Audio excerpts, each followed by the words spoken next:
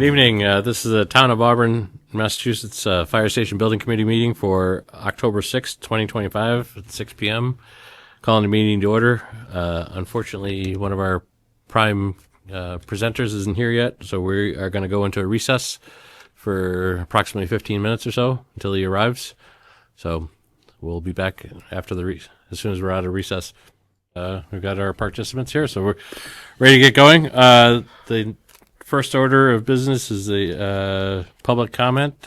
Seeing none, we'll move on to the next one. Review of the meeting review and approval of the last meeting minutes. They were sent out to everybody.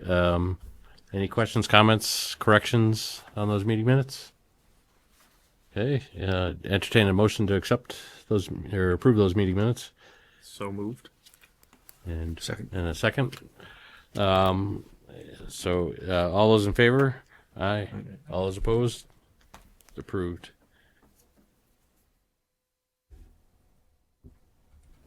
Next up is Tecton's update. Architect Matt.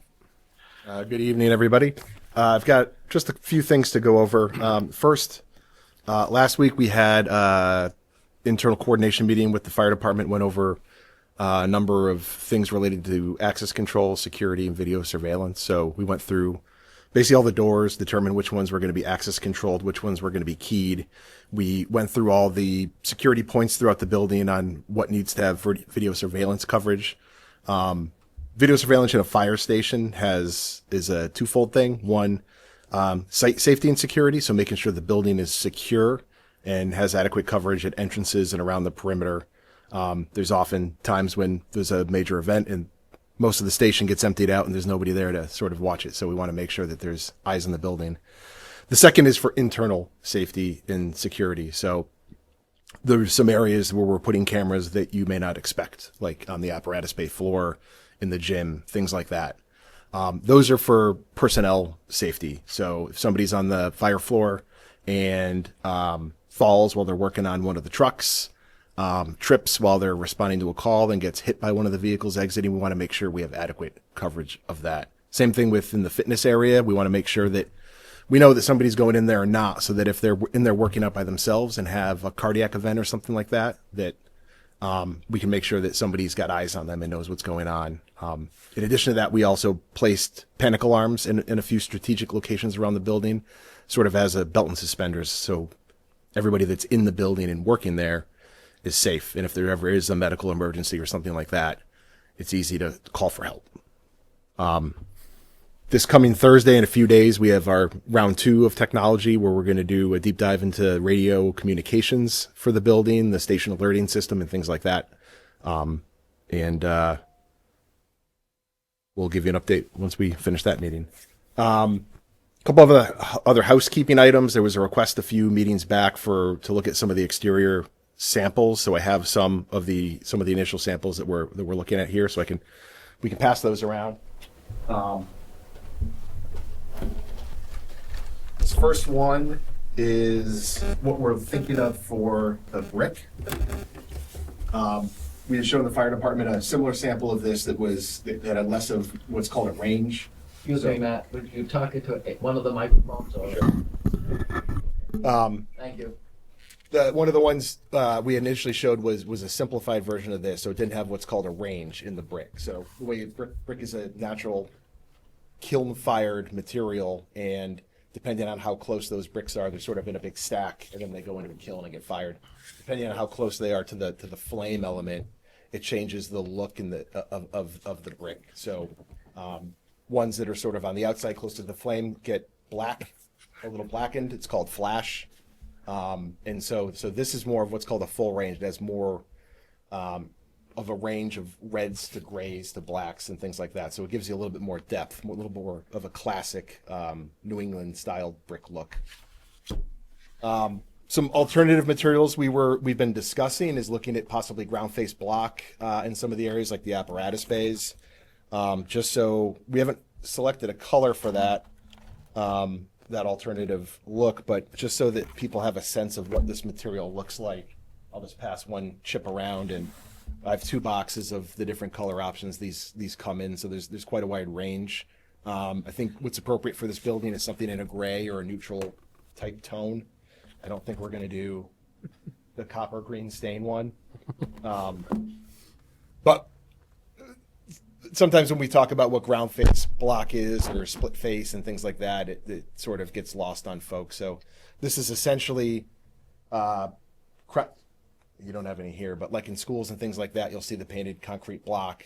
This is similar where they take that same concrete block and they grind it smooth.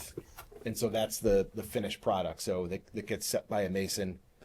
Similar material cost to that of brick, but it comes in a 4-inch deep by 8 by 16-inch module. So the labor on site is what gives you your cost savings there. Matt, where exactly would that go? Where? This is an alternative material that we were talking about instead of brick for like around the apparatus bays. Okay. And I'll show you some renderings of what that may look like. Alternatively to ground face, there's a couple of other options they make. One that you're probably very familiar with seeing is split face. So that's where they make a double unit basically, and they take a hammer and break it in the middle and turn it into 2 modules. So instead of it being the smooth polished finish, it's more jagged, more of a chiseled look to it. Sometimes, we might suggest that as some bands or some accent treatment just to sort of break up the field of the ground face. The next thing we were looking at, I'm not going to show this corrugated one, was looking at insulated metal panels or IMPs, as well as trims and things like that around the building. This is essentially what the face of that material is, and that an IMP is basically that with a thickness of rigid insulation like attached to it, and so it's one homogeneous unit, and then those get attached to Z-girts that attach to the backup. We ran an energy model on IMPs versus the brick that we have right now, and it's slightly better performing, which is good because we're sort of a pretty robust envelope, and we're still kind of right on the edge of compliance with the energy code. Fairly restrictive with the latest update. That comes in a variety of standard colors. Again, we would suggest something in a neutral or a gray tone to complement the building. We can also do a custom color for just a higher upcharge.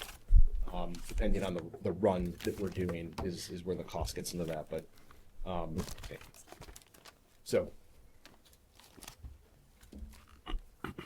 that's a little bit about just the materials that we're looking at for the exterior. Any questions on that? Any comments? This was around the window area. Is that what we were talking about, or is this just? This was one we were looking at one as a cost alternative material around the apparatus bays, and then the second being an alternative in lieu of the fiber cement paneling as something that's a little bit more durable. Okay. So this can do both.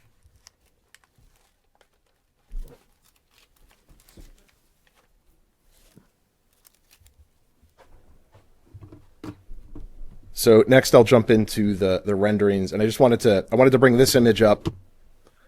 This is sort of where we were at the last time we had met. The one major difference between this rendering and where we are today is we reduced that rear stair tower back here, so that we don't have this large box mass on the back of the building anymore either. So we have like 8 different options to go through.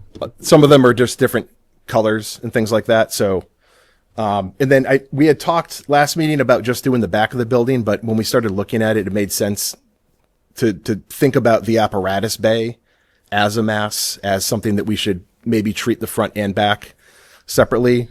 We could certainly keep it brick and change it just in the back, but we wanted to show you the front elevation as well, just so you can consider that. So this is looking at basically a simple replacement of the brick area in the apparatus bays on what I'm going to call the lower masses. So we've got a couple of 3 tower elements related to the bays, this piece over the radio room, and then the corners at the mechanics bay. In some options, we kept those towers. In other options, we made it just sort of one continuous elevation that wraps the bays. So this one looks at taking the brick, on the lower portion of it and replacing it with a gray ground face CMU, and then leaving the panels up above. So again, this was what we had initially rendered as the fiber cement panels as a board and batten. This could also be achieved with the insulated metal panel as well. And this is a view as we come around the back. So repeating the same detailing here at the rear of the apparatus bays. This is that tower at the mechanics bay, front and back, and then there's the field in between it that we would also suggest keeping that same language and replacing it with the ground face CMU. You can see back here the simpler mass of the stair tower. It used to be kind of up here, so now we've brought that down about 12 feet. Option 2, same concept. This is just looking at, instead of a gray ground face block, this is more of a red tone.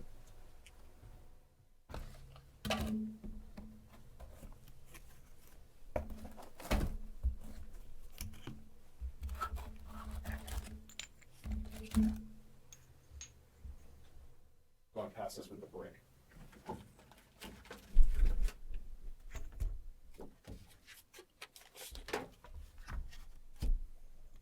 So the idea with this one is going to a lower cost option from the brick, but still keeping something that's somewhat complementary to the brick. So that's why I kind of want to pass it around with brick, the physical brick samples themselves. So Matt, just to be clear, you're saying brick would be throughout the whole front of the building besides where the apparatus is. That's where that. Correct. So the pinker, the right here and right here would stay the brick, and then the field in between them would go to the ground face in the red.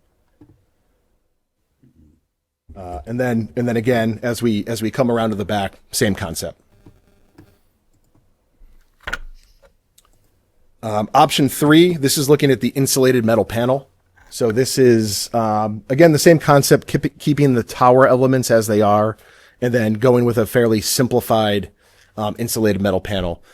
These things, they come like between like 2'6" and 42 inches wide, and the economy of them is getting a single run all the way up. Like, so you're increasing a little bit of cost in the material. Cost per square foot for the material is a little bit more expensive, but you're saving a ton of cost and time on site. And so this is looking at full height, running them all the way up to the top of the parapet in this concept. And then here it is around the back. And again, the return along the mechanics bay, doing it there as well. Can you go back one, please? Yep. Yeah, just not a fan of changing the materials on the outside corner on that far tower by the mechanics bay. Yeah, so you got the gray, it goes from gray to the reddish Yep. on the outside corner. I think it would look nicer if the red returns to the inside. That's a straight. Oh, that, okay, never mind. Yeah. Yep. Returns on Yeah, returns on the north side. yeah, Through the chair, okay, how do those panels attach to the structure, okay, and how resilient are they to rust and deterioration over time? So it's a pre-finished, Kynar finished aluminum, so they won't rust. And the Kynar finish is like an anodized or like a powder coated finish, so it's pretty robust. It lasts quite a while, and because it's aluminum, it won't rust. No, it oxidizes. If exposed to salt and things like that. We wouldn't run them all the way down to the ground, so we'd have a ground face block or a split face block or precast concrete base, like 2'8", 2'10", and then do the metal panels with a water table up above, so that they're not going to get impacted as much. For their attachment, there's basically like a clip system on the back of it that attaches to a Z-girt. So that's basically like a metal channel that attaches back to the structure. And they just clip them and hang them on. Or they're actually a tongue and groove that tie into each other. And the one that goes on first, then you have fasteners, concealed fasteners that go in to those Z-girts, and then the next one comes in over top of it with the sealant and everything else, and it's all hidden. Yeah. So if you drive by a lot of like warehouse buildings and things like that, like newer ones, you'll see something like this where it's just the smooth panel with a joint every 42 inches or so. And because they're basically spray foam on the back of it that's sprayed into the backside of the panel, that actually helps stiffen up that metal. So the metal that you're passing around here will be reinforced by that insulation. So it's pretty thick and robust now to take an impact. When the insulation is behind it, it's even more stiff. Yeah, and the inside's covered with metal too. Right. So it's a finished inside. So like in the apparatus bays, you'd look at the backside, be a finished metal panel on the backside. Yeah, that's the well, in this case, because of the bays, we're not having like structural, like we're not having exposed columns and things like that. So like right now it's all block backup. That's true, This yeah. would go onto the block. But yeah, so when you do it on like a pre-engineered metal building, it's the interior finish, it's the exterior finish, it's a soup to nuts all in one system. Matt, what are you using to break up? I see those lines going, the vertical lines in between the two bays. What is that? That's just the panel joints. So it's a panel to panel. Yeah. Okay. I didn't know if that was a different material or not. So that this rendition is just all straight. Yeah. Okay. So this is option 4. This, we take away the 2 tower elements and just run it all the way around the insulated metal panel. You see here on the front and then on the back. So it ends up being like almost like a pre-engineered metal building on the back side there.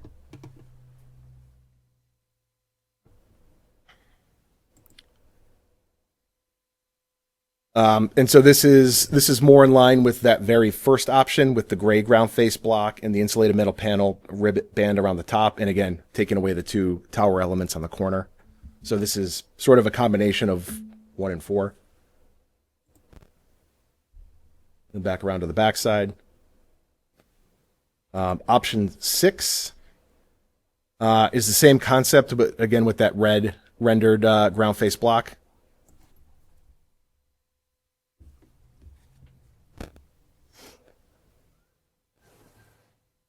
This is another option where we look at getting rid of the top element, but it's all the gray ground face without the band along the top of the insulated metal panel.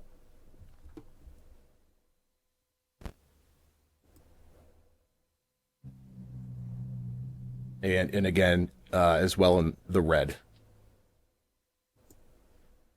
So we're sort of going from most complex to least complex as we make our way through the options.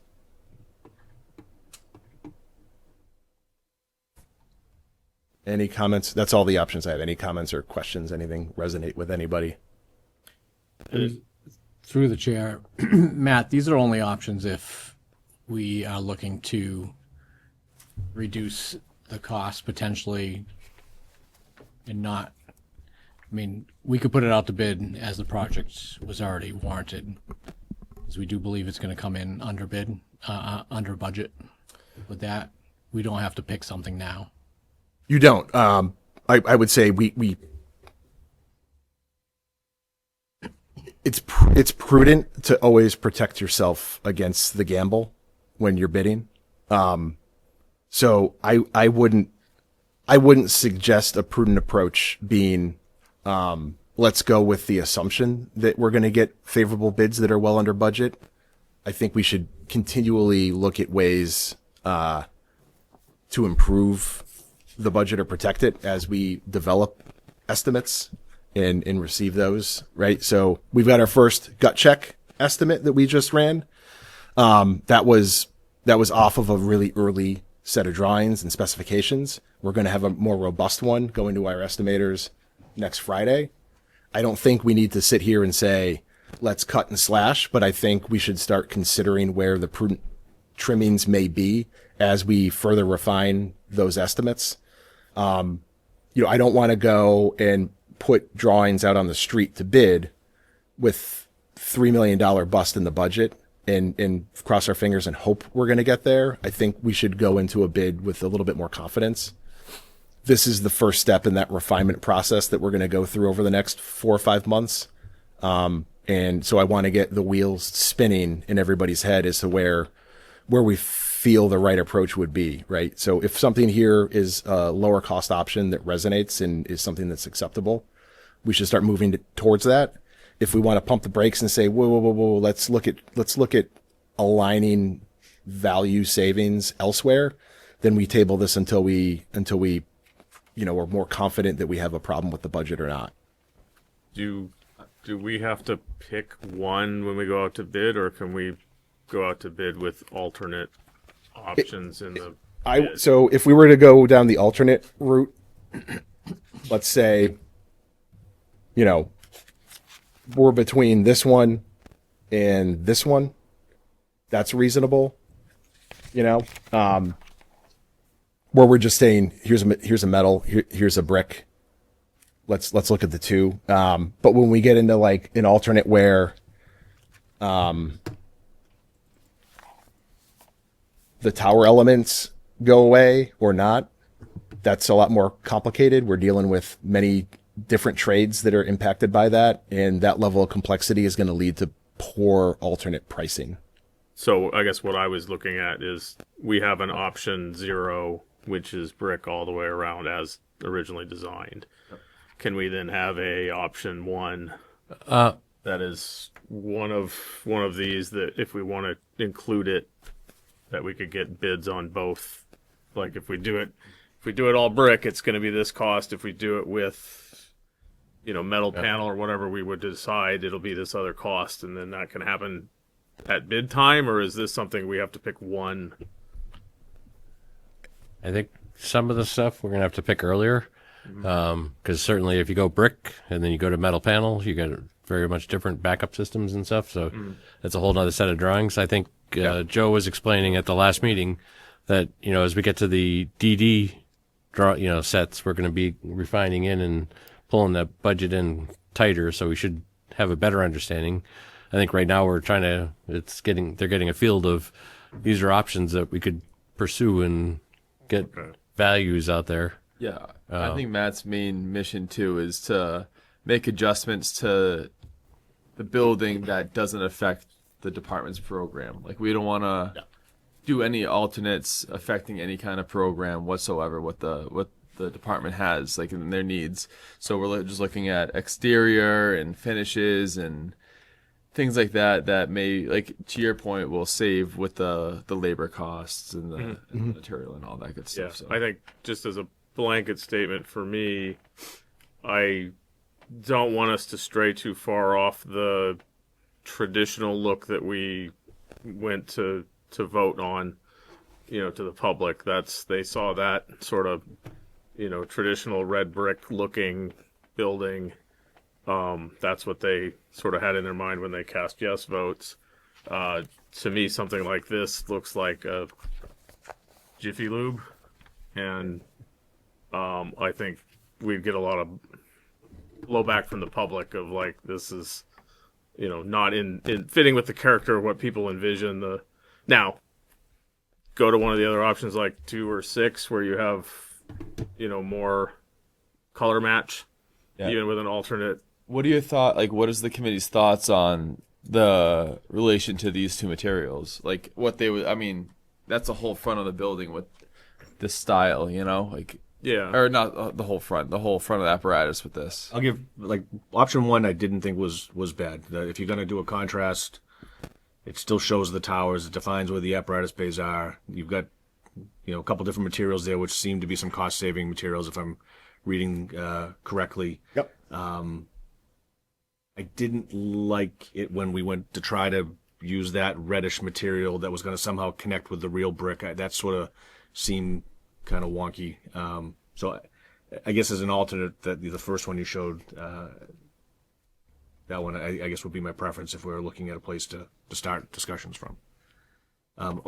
Obviously, the first option 0 being the all brick, but if we had to put some alternative materials in, I think that's the right idea aesthetically and. For me, I like the architectural detail of having something different along the top, having the towers, stand out. I think whether that's the gray or the red or you pick some other color, black or something. I don't know. Right. But I think that is probably more in line with what people are expecting, at least on this side. The back side, I don't think too many people will see, but versus the ones where we're going like metal panel, floor to ceiling. Yeah.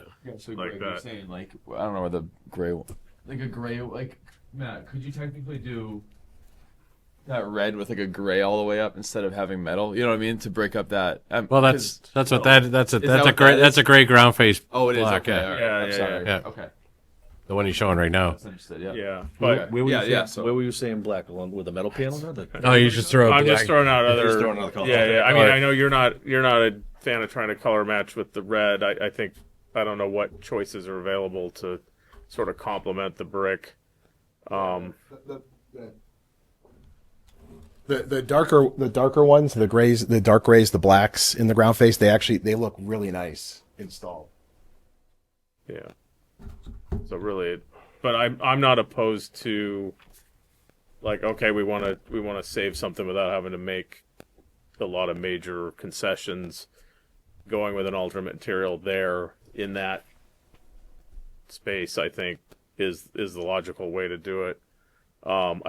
I do like the detail of leaving the tower, leaving the the top of the bays some sort of vertical like that. yeah, it matches well with the windows that are on the other side Gives of the it tower. contrast, Yeah. which is nice. Yep. Can you go to the next view that shows the side and the rear? Yeah, on the left side here, would that be the gray block as well? Right there. Yep. Yes. It matches this detail. So I think it would look better if what's on the door side carries around for all three sides. I think that kind of anchors that side rather than have the material change yet again Yeah. on the end. So keep that brick. You're saying keep that. Or side. yes, The back tower, yeah, the back tower, like all three sides would be or the Mechanics Bay Tower, I think is what he's talking about. yes. Yeah. Oh, you're saying On the okay, back so- side. So the front side facing the street, keep that brick from the. And keep the side brick as well. He's saying just keep the Oh. whole The mechanic bay all Keep brick. the tower one up to the sides. That's where all the savings are in that one I elevation. was gonna say that's a huge space of brick. Yeah. yeah. To the chair, I'm a brick kind of guy, okay, but without knowing what the delta is between the differences in materials, it's really kind of difficult to make a choice. That's a great question. I can tell you what that is.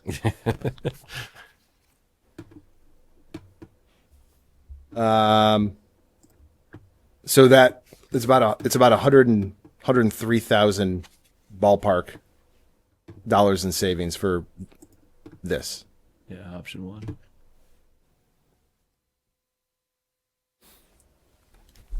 Matt, is it fair to say that if you didn't touch the three sides like we are, then it's not really worth breaking it up?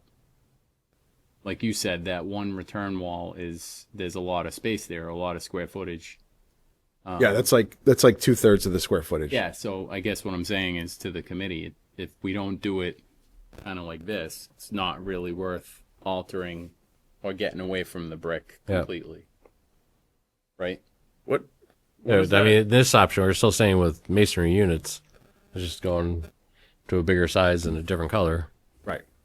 So you still have the durability of masonry, but it's just a different It- format. to And save there's some money.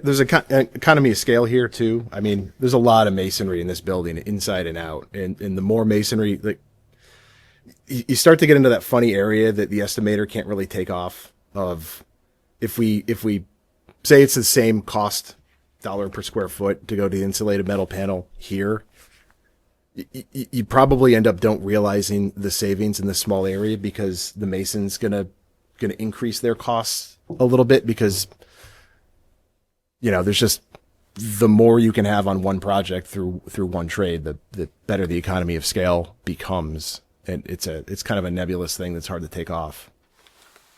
On the site plan, where does that return face?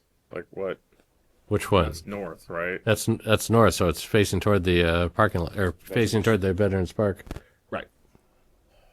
And that's your driveway coming around. I mean, it's going to be shielded by the park and the trees that are there and stuff, and it's your main driveway in and out of for employees and fuel trucks and propane trucks and everybody.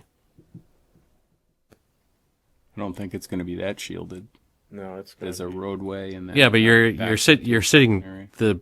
you're sitting so far off of Prospect Street to begin with for the apparatus apron, so you can swing in and turn around and come. You know that it's sitting back a lot further than you think it is. You can't really see the site from Prospect. From Southbridge Street. because you're going to be behind the Dunkin'. That's what the Dunkin's reference. How close to the drive-through is Well- it? How far back is that? Is it? And the park is up on a knoll too. Right. So as you're driving coming down Prospect from Southbridge Street, you've got a rise in the earth there that's going to be shielding that. Plus you're a lot further back than a normal building would be on the facing of the street.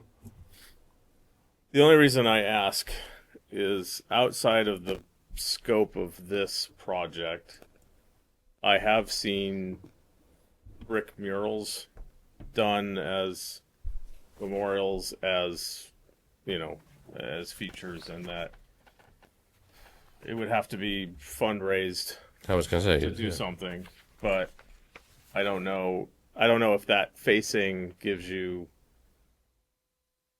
any worthwhile place to put a mural or something, right?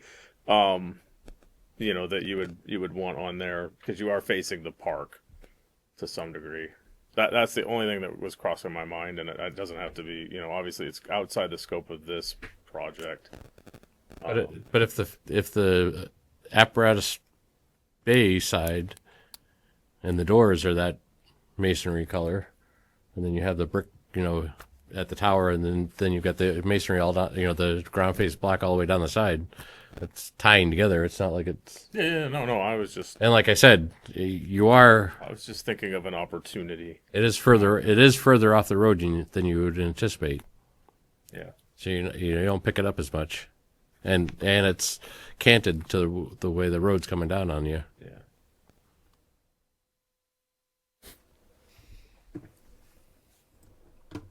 Make it smooth concrete and somebody can paint it. Okay. So I guess we'll marinate on these for a little bit. Matt, do you think on one of the future meetings you could use the darker? You mentioned like the Like the dark gray, black. dark gray, the blackish. You said that. Sure. I'm just curious how it'll look with the the doors and the frames and the. If you want to see what it looks like installed, we did it in the corridors for Sutton's PD. Matt, if you did do the darker brick, would you also color match or try to color match that metal up top, or would you keep it that lighter gray? Don't know. Or go full black. It's a question for the designer. He's got a better sense in that. My wife doesn't even let me pick paint colors. One other thing I have a VE log that I want to run through. And one other thing before I run through that is I just had a meeting with my civil engineer on the preliminary results for the flood study. And, so far it looks like we're able to push the line of the floodplain all the way down to the lower elevation like we had anticipated. So that's good news. Awesome. So I think that was money well spent. Somewhere I have a pile of handouts. Do you have that? Is that over there, Connor? Yep. I printed you guys out something that I'm going to pull up on the screen here just because you won't be able to read it. No, I'll look at his. Thank you. So, like we said, we're not here to make slashes and cuts today to the budget, but we want to start identifying what our priorities are in terms of value engineering so that we can start balancing that up against estimates going forward and documenting those values so that we can refine it. So what I did is I've outlined 24 or so items. These are looking at kind of larger scopes within the design of the project. And what you'll see is, so the first column is just a reference number letting you know what alternate or value engineering item it is. The next column is a description of the item. We then have our quantity takeoff on some of these items from the estimate. And what the estimate had shown indicated for a cost per square foot. And these are net cost per square feet. So that's the raw number. And then the contractor has all the markups that go on top of that. So every dollar that we remove, that we sort of trim from here is sort of like 30 times or 1.3 times that when it actually results in the budget. Next column is your unit. So if it's dollars per square foot, it says square feet. The value next to that is the estimated total value for that item from the schematic design estimate. And then the next columns are about doing adjustments. So say, as an example, alternate 19, reduce EV ready parking spaces. The initial quantity in the estimate says there were 26 carried. I reduced that down to 20 and multiply that by the unit cost. It results in $31,000 in savings. Does that make sense? Guess follow my logic there. So the savings value is in the adjusted cost line. The column next to that that's called priority, that's where we're going to sort of make some adjustments today. I've added there's a line called adjustment.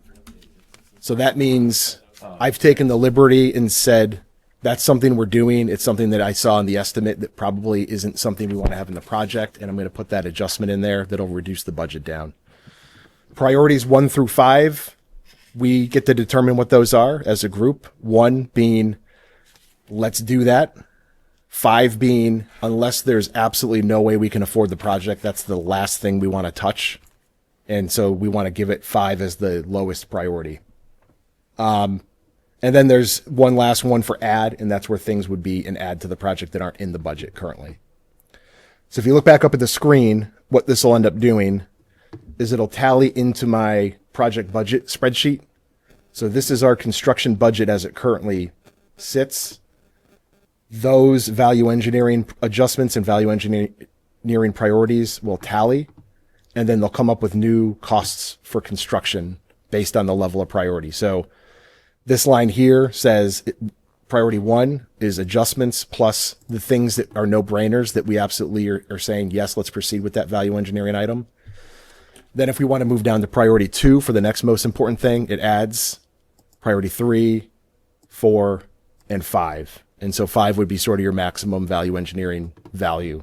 Now, based on the estimate, if we go all the way through priority 5, exclude the ads, it puts us $1.5 million, $2 million under budget, give or take. So that allows us some wiggle room. And again, we don't need to wholesale say, let's make cuts today. This is just so we can start establishing the priority. This is us getting the conversation going, and it's a continual process as we continue to build out the project. That makes sense? Yep. All right. Anybody else have questions? Speaking on behalf of everyone. Sorry. Makes sense to me. But So the first 4 here are ads. So I just wanted to start getting round numbers in people's heads for some of these things. So one thing we did is there were some conversations earlier on about the HVAC system. We were looking at, as the most robust system is going with an electric heat pump. But we wanted to protect the budget. So we did a gas fired, boiler for the heating system. And we had our estimator provide a alternative cost to go with an electric, heat pump system. That ad was $884,000 to go to a heat pump. I think he's high on that number, on that assumption. We're going to continue to refine that, but it's a big number. Mm-hmm. The next one below that was looking at changing the metal panel cladding. Changing the fiber cement board and detailing that we have along that top band and around the backside of the building to metal panel. My estimator gave us a cost of $376,000 for that ad to go from fiber cement to metal panel. He told me the cost per square foot he was carrying for that was between $85 and $110 per square foot. I know you don't believe him on that. I don't believe him on that. I've seen other numbers that are closer between 40 and 50 bucks a square foot. So, like I'm going to continue to refine that. I think that number is going to come down. Yeah. The committee requested that we look at a granite stone base in lieu of cast stone. That was an add of 69,000. We are carrying in our base assumptions that we are going to do exposed propane tanks, so above grade propane tanks. If we wanted to bury those below the ground, it would be an add of 100,000. So the next big ticket item for value engineering, this is the cost to omit the mechanics bay in its entirety. It is our estimator gave us a value of $627,000 if we eliminated that bay. I've talked to the fire department about it. It's almost a non-starter, but I had to put it in there because when the shit hits the fan and it comes down to buying a mechanics bay or buying a building, we may have to make that decision at some point. 5 is the correct priority there, unless you can double it or triple it and go to 10 or 15 in terms of options. Yeah. That's probably the last thing that we would want to consider. Yep. Matt, before we go beyond in the discussions, back to the propane tanks. What would be? Is it simply an aesthetics thing for burying them? Is there any safety, security, functionality by having them not out and out about? There's certainly something to be said about security of burying your propane tanks. They can't be tampered with by the public or something like that. Somebody, can't aim a gun and take a shot at them or whatever. So there's always risk any piece of equipment that you have exposed. It's going to be in the back of the site. It's going to be within the staff side of it. It's going to have cameras on it and things like that. That would really be the only risk. There's no real risk in performance or anything like that. But there's a lot that goes into burying those tanks. We have to ballast them. There's the excavation of the material, getting the soil off site. It's a deeper excavation. So there's a lot that goes into burying them. You put over the top of them when you bury them. Is it just a Depends. cement? Oh, Yeah, if it's in a drive aisle, then we would probably cement and stuff like that. 'cause I was gonna say, you'd be able to add parking spots at that point, Could you park on top? That's my question. That's where I was going with it. You could, but I think we have enough site to work with where it wouldn't be. Yeah. It wouldn't make a difference. Right now, we have them positioned. They're all off the site, off a parking area. Yeah, kind of everything. Everything is sort of going to live in this zone right here. Yeah, because originally those were spots, right? I think way back when. At one point, yeah. We're doing the site layout. What's the long-term maintenance difference? Having it buried versus Be easier to replace one that's not buried than one that is. Yep. I think a lot of us have probably experienced having to get a buried oil tank out of our yard and the costs associated with that. You don't have the same environmental concerns, but it's certainly more troublesome if there was something to happen, like a valve blew out or something like that in the wintertime and you've got to take it out, out of frozen soil. Certainly a challenge there, but if it's above ground and something happens, you have to replace the tank. It's disconnect it, pull it out, put a new one in. I assume it weathers more above ground though than it would buried, or Yeah, but it shouldn't. It Yeah, shouldn't. You shouldn't have an issue with it for quite a long time. okay. So at West Street in the last 20 years, we've had to excavate those tanks twice for various problems. So my opinion is if we have a utility space in that strip that allows us to keep them above ground and they're out of the way, I'm not opposed to that. I think those tanks will have to be replaced during the life of this station. Mm-hmm. So maybe even twice, so if we can keep them above ground and it's not they're gonna be fenced in, they'll be secured, I think to save whatever that $100,000 value, I think that's kind of convincing. And if you did go electric heat pump, then you wouldn't need the tanks at all, or would you still need the? We still need it for like the stove and things like that. I guess the reason I'm sorry, through the Yeah, chair. no, go ahead. My only concern is the fire station is going to be critical infrastructure stuff for the town, and I guess it would be. I don't know enough about propane and how far away, whether there was an accidental or an intentional catastrophic failure of those tanks, and how big they would be, what that could do to the station, whether it would take that infrastructure out of service. That's my only. I don't know enough about propane tanks. One way or the other, that was. It would, in the same sense that doing something malicious to the transformer would, right? Well, it depends on the size of it. What size tanks are you proposing? Off the top of my head, I don't know. It depends on the size of the tanks, like the tanks alongside of like TJ Maxx, you know, kind of those larger ones, those are like 1,000-gallon tanks. You know, yeah, if there was a catastrophic event on those tanks, it's going to affect the building in some way. But the reality is that whether they are underground or not, that risk in some respects is still there. Okay. That was I just brought it up for that discussion point only. And we're not.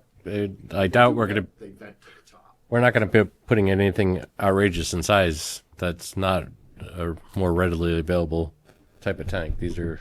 I imagine, if we do the 1,000-gallon tanks or whatever, I mean, those are pretty much like the standards they put in for the size of a building or something. No, I understand. My So point that you is can that get- if TJ Maxx goes down because they have a catastrophic failure, that this. You No. don't buy your jeans if we lose the fire. Fire headquarters for Yeah. 6 months. That's. No, I hear you. Well, we could eliminate propane on site completely. We can cook by electric, We could. heat water by electric. And we have solar, they have heat pumps.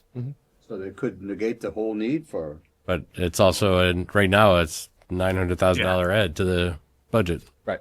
Yeah. And Save one.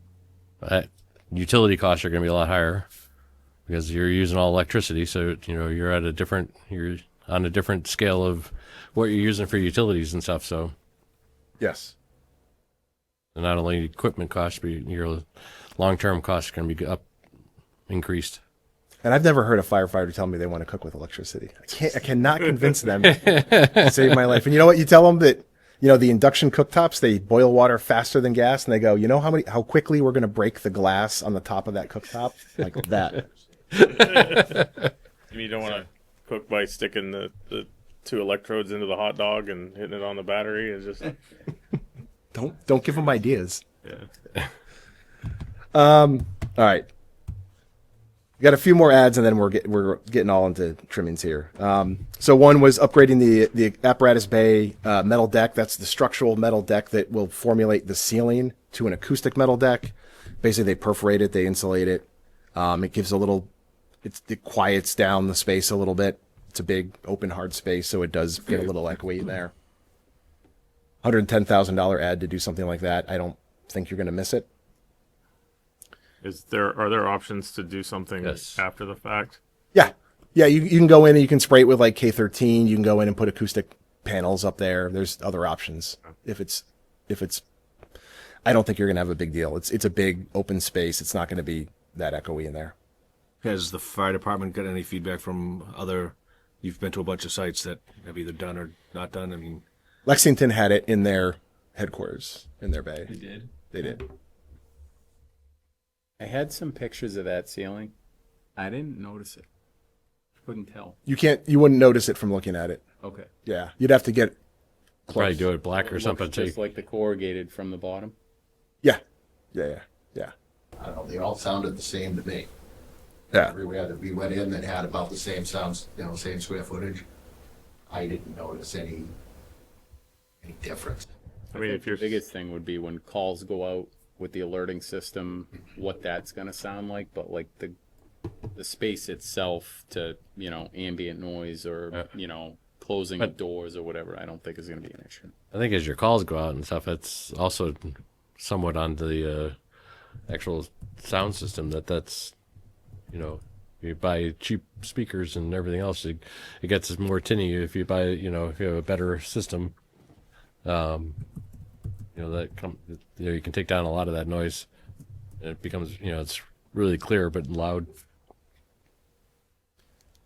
Yeah, I wouldn't. I don't think you'd have an issue with the alerting system or any of that either in there. To be Your honest, ceiling height is high enough that yeah, it's high ceiling. It's wide open. I do see an item to lower the ceiling height. But We'll get to that one. So this one, we've got a lot of standing seam metal roof around the mansard, around the perimeter and the front entry. This is identifying about $150,000 in savings to go to asphalt shingles. This is a good one if we're looking for lowest upfront costs and higher life cycle costs. It will cost you. You will pay for this within the life cycle of the metal roof, because you will go through at least two re-shingles in that same time frame. So this is. we did skip the acoustic folding partition. Oh, But, I'm sorry. But just to stay on this one, I put it as a 4. I would almost suggest that's a 5, but because one of the selling points that we've tried to balance out is we want long-term maintenance to be low, right? So, we might be saving $150K, but you're going to be doing a new roof in 20 years or whatever, and it's going to cost another. I don't know what roofs are going to cost by then. I'll wait for Glenn to tell me what roofs cost. But I don't see where it's short-term savings for long-term expense. I don't think you'll realize 150K either. I think that's rich. Yeah. Well, it goes back to changing the image too. If you go to asphalt roof. Yep. And what was approved. So going back up to the one that you had mentioned, yeah. So the acoustic folding partition, I wanted to bring this one up. So there's $102,000 in value just in the partition itself. This doesn't realize the additional steel we need to provide to hold that up. There's a pretty big beam associated with that. Because we're dividing the room into 2 different presentation spaces, there's a lot of cost associated with the AV and technology packages that are going to go into that. Some of which will be part of the construction package, some of which will be part of FF&E with the technology budget. So if this, this may be closer to $175,000 in total value to allow that room to be dividable. That would be motorized, right? That partition? That's a manual one. Manual. Yeah, they're panels, right? And they lock into each other. Yeah. Yeah. Motorized would be even more. Yep. So this one gets down to, functionality of that space and, is the value, do you see the value there for how often you will be closing that room up? We could also take a couple of doors out, there's an exterior door that we wouldn't need. There's a door going to the vestibule that we didn't need. There's probably another 10 grand there. So what are the options for partitioning other than a true certified acoustic panel? I mean, Rolling chalkboards like we had in grade school. yeah, no, I mean, And we talked about it today a little bit. We don't think it's worth the cost to have it dividable. We also don't foresee ourselves using the space or letting the space be used by multiple agencies. We would just, if an outside person was going to use it, it's their space if we don't need it, kind of thing. You agree? Yeah, I guess my question was what events or things would you envision that would ever need 2 simultaneous? Well, it's just The original thought was, if it was, and who would have known that it would be $150,000. I think the original thought, if for short money, we were able to divide the space and we could book 2 sides of the space, that's great. Mm-hmm. But for this cost, Yeah. it's not worth it. And you have the extra conference room off of there if you really needed Yeah, we to talked about that. subdivide. And so. even having the tech system for 2 sides of the rooms, we don't think that's necessary either. So the cost benefit on this just isn't worth it. Yeah. Okay.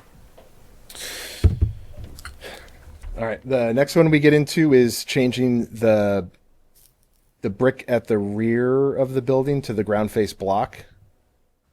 So again, that's 102,000 in savings, in potential savings. Add to that the front of the building. So when I say the rear of the building, I'm talking the two sides that we looked at, that rear elevation and the elevation facing Prospect Street. And then we've got another 1,250 of it, square feet of it at the front of the apparatus bays. So if we did them both to ground face block, this is getting to option one. Option one is around 134,000 in potential savings. I put the rear initially as a priority 2 and the front as a priority 3.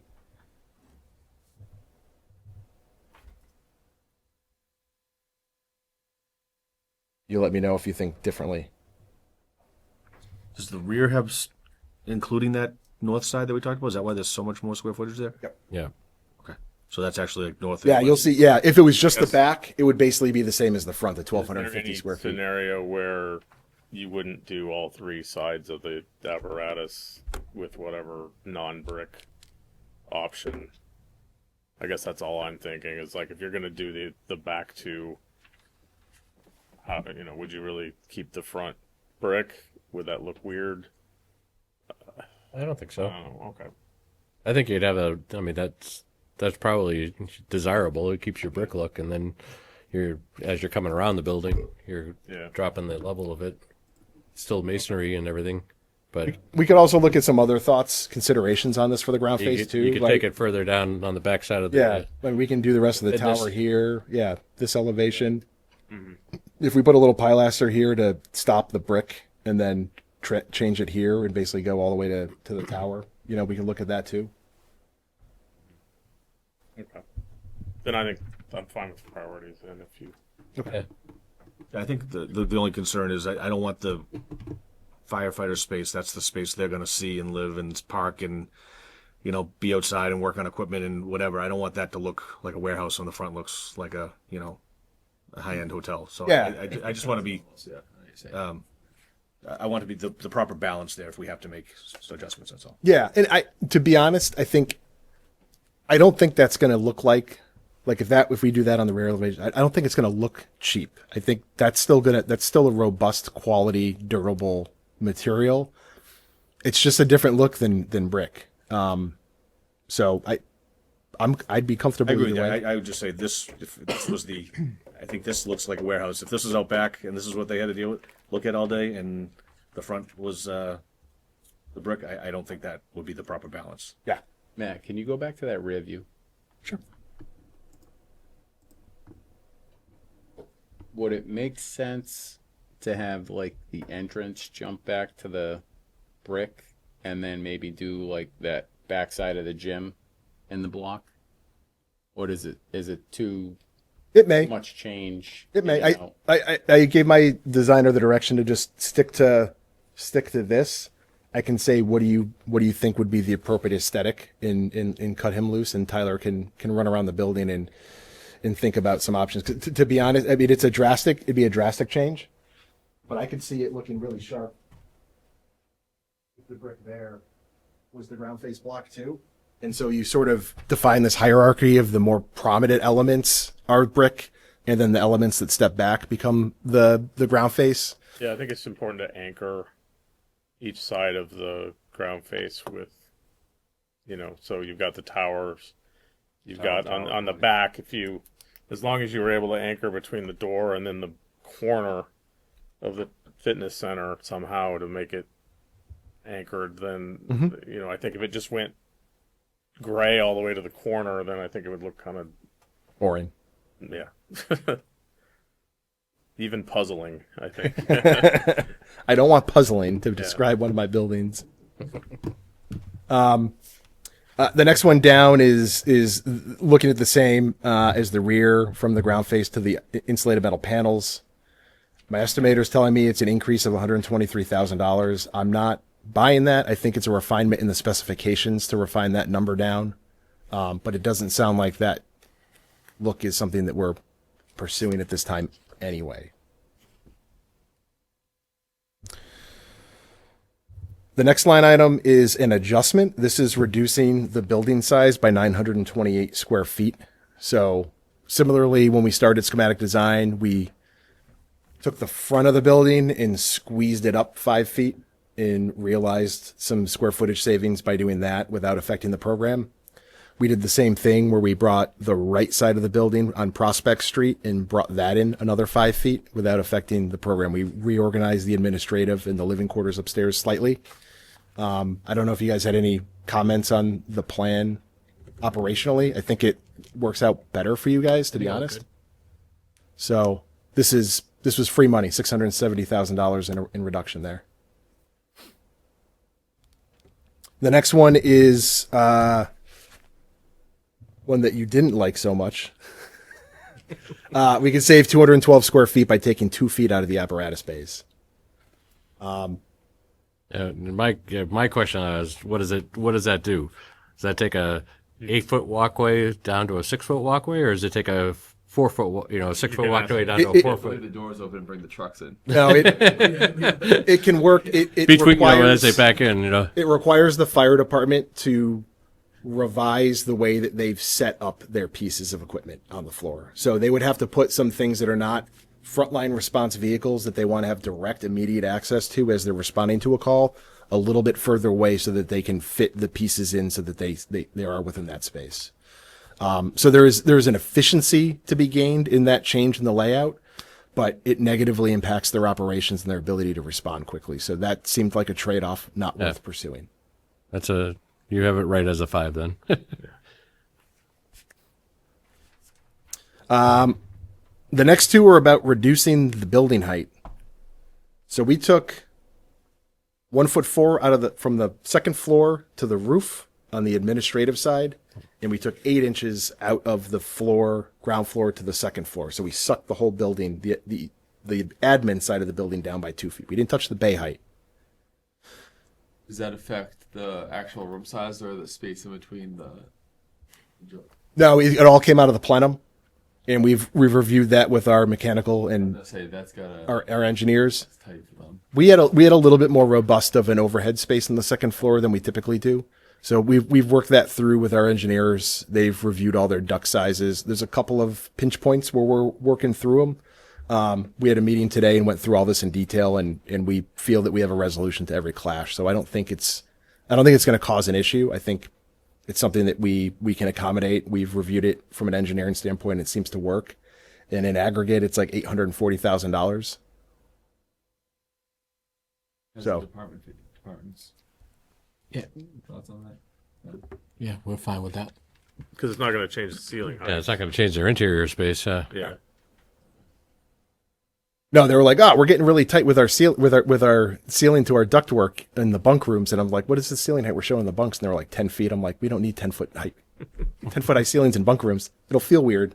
So we brought it, we redid all the ceilings. We made it all work. It works well, and you're still going to have a nice, robust space.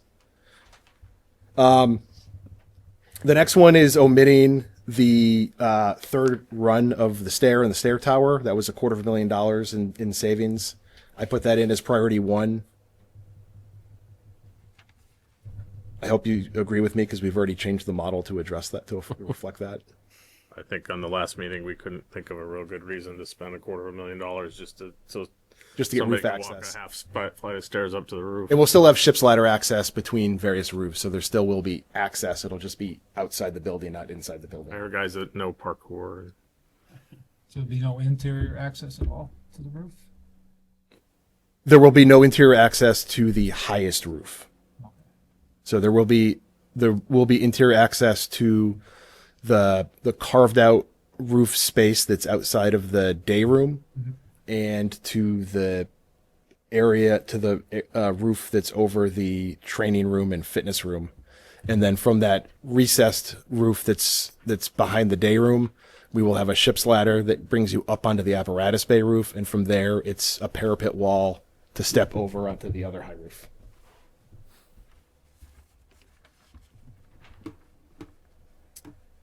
We have one in here changing so right now the flat roofs are all PVC roofing membrane. Said, what if we changed it to EPDM, the old school black rubber roof? Because so few people are doing EPDM and so many more people are doing PVC roofs nowadays, they're almost cost competitive, so there's barely any savings there. You'd probably buy that savings back in your heating bill over the first 3 years of building it because you go from a black roof to a white roof. Your air conditioning load, not your heating. Yeah. In the wintertime, you appreciate having the black. It melts your snow faster, and it. Yeah. So. And that's over all the flat roofs. All the flat roofs, yeah. So the apparatus bay, the training center, and whatever connects part of the behind building. yeah. Some municipalities prefer EPDM roofs because there's more contractors that they can bring in to do patches and repairs. Because that's just like taking a piece and gluing it down, and versus PVC that's hot welded. I'm surprised there's not that big of a difference between them. I was too. I was shocked. We're building to be solar ready. Do we know if there's a plan to act on that? I know it's outside this project, but Well, by code wise, we have to be able to support it. yeah. But I mean, are we going to put solar? Is the town going to put solar panels on that roof? In which case, it doesn't matter what color it is because there's going to be solar panels. Yeah. So I guess that's my question. I don't know how. I think eventually you'll see Yeah. that happen. There's currently no plan. Okay. It's on the high school. Oh, it is. Yeah. Do you do it through PPAs or do the town buy them? Yeah, so there's no reason why you couldn't do that pretty quickly after the building being Yeah. switched online. Okay, I have a priority 4. We can continue to marinate on that one. It's not a big deal. The next one down is we've got that little carved out roof area. We've got that set up so that the fire department can use it as a patio. The paver system for that. So it's kind of you put a traditional roof down, and then on top of that, there's pedestals and then a paver. That's how you make a patio on a commercial building. The paver system alone is like $75 a square foot. So it was like 42 grand to build that out.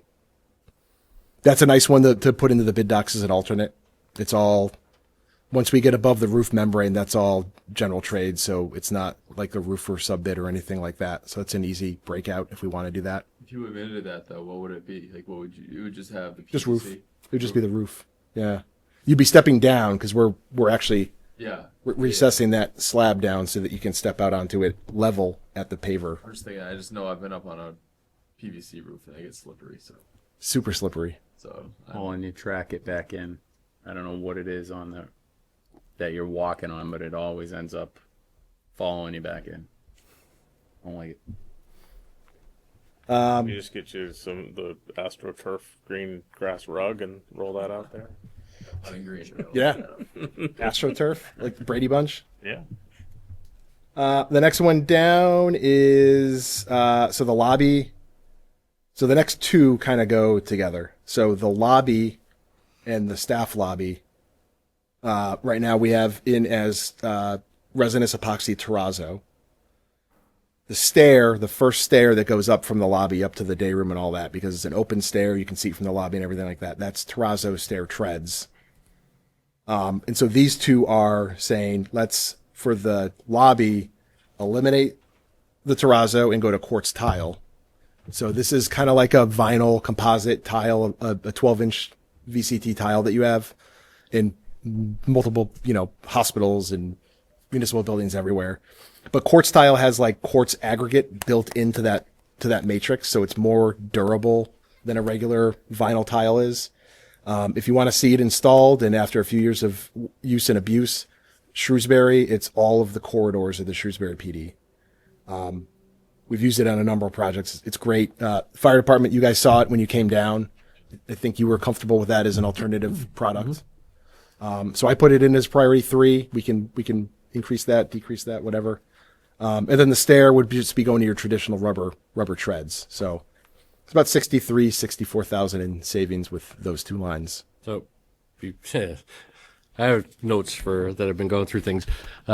Stair 1 and that vestibule were on there. it's kind of a holdover from when we had fire department and call center on the second floor, and we had a big major lobby going on. What if stair 1 became like stair 2? Just a regular enclosed stair. Yeah, It would be. you might have to push it north a little bit so you could fit it, so you could have your hallway coming from the fitness center area and stuff. We but- can detail the stair the same as stair 2, but it doesn't need to be an enclosed fire rated stair. So if we were to do that, it would increase the cost. But we can, if we want to go to a simple stair, which is pipe and tube But railing. right now, your ground floor lobby, the employee entrance coming in, your vestibule is huge, and then you're opening the outside door. All that cold or heat is coming in and going right upstairs because it's a wide open stair to a big lobby that really you don't need. If you cut that vestibule down so it's a regular vestibule to go through, and you have if maybe you still leave it as a open stair, I don't know, but downgrade it. We could look at doing something like I'm that. just curious. Didn't we put a security door before the stairs from the lobby? Thought Yes. so too, that's why. Yeah, there is. Yeah. So in the plan, it's vestibule lobby. Well, yeah, but you don't have a full vestibule. That's your problem. There's only a single door to the outside on that north side, going out the I'm north. talking from the front. From the front is there's a double door vestibule. There's a door halfway in the middle now. Beyond, One training center door, and then there's yeah. controlled access after the trainings. Yeah. I think I have the most recent floor plan here. It's from July.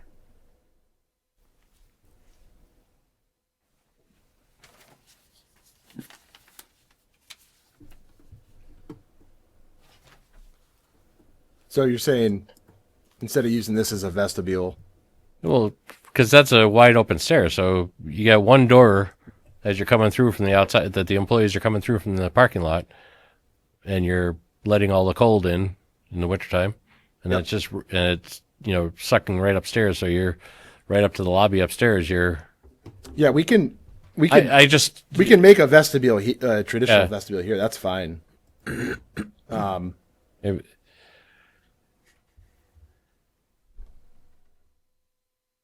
I was just thinking that it's, yeah. Because that's a non-public part of the building past that set of doors that are in the middle. Correct. There. That's So that stairwell does not need to be anything fancy. That's It's kind of a vested, it's kind of a leftover from when we had we had a lot more, we had fire department offices plus 911 call center upstairs. Yeah, I mean, we can simplify that whole thing down. It's not a big deal. I would think, that might help some. A little bit, yeah. I would just leave the square footage for the flooring. I don't think it's gonna save us any square footage. I'm just asking, with fluency, yeah. I mean, you're saying for fluency and for heat and all that would benefit it, but Well, putting the vestibule and stuff, I would think would certainly help it. I was thinking about that the stair goes from being drywall and painted to a CMU block painted like the other stair, so it's material, it's you're cutting costs down that way. But if it doesn't have to be enclosed, but then I was also thinking that when you did that, you could put a roof ladder in the top stair, top of the stair to get up to a hatch. So your ship's ladder is not necessarily outside, but it's inside to get you up to through a roof hatch or something as an alternate. Yep. I mean, I guess we could do that. Well, no, the other stair goes up too high, I think. Oh, maybe it doesn't. Probably the same height. You could probably do it in the other stair that way anyway. Yep. Either a ship's ladder or an alternating step ladder, like the LaPierre stairs or whatever, get you up to a roof. But just to, and you're already on it about downgrading the terrazzo tile to a quartz tile or something. So that's part of what I was looking at and thinking about.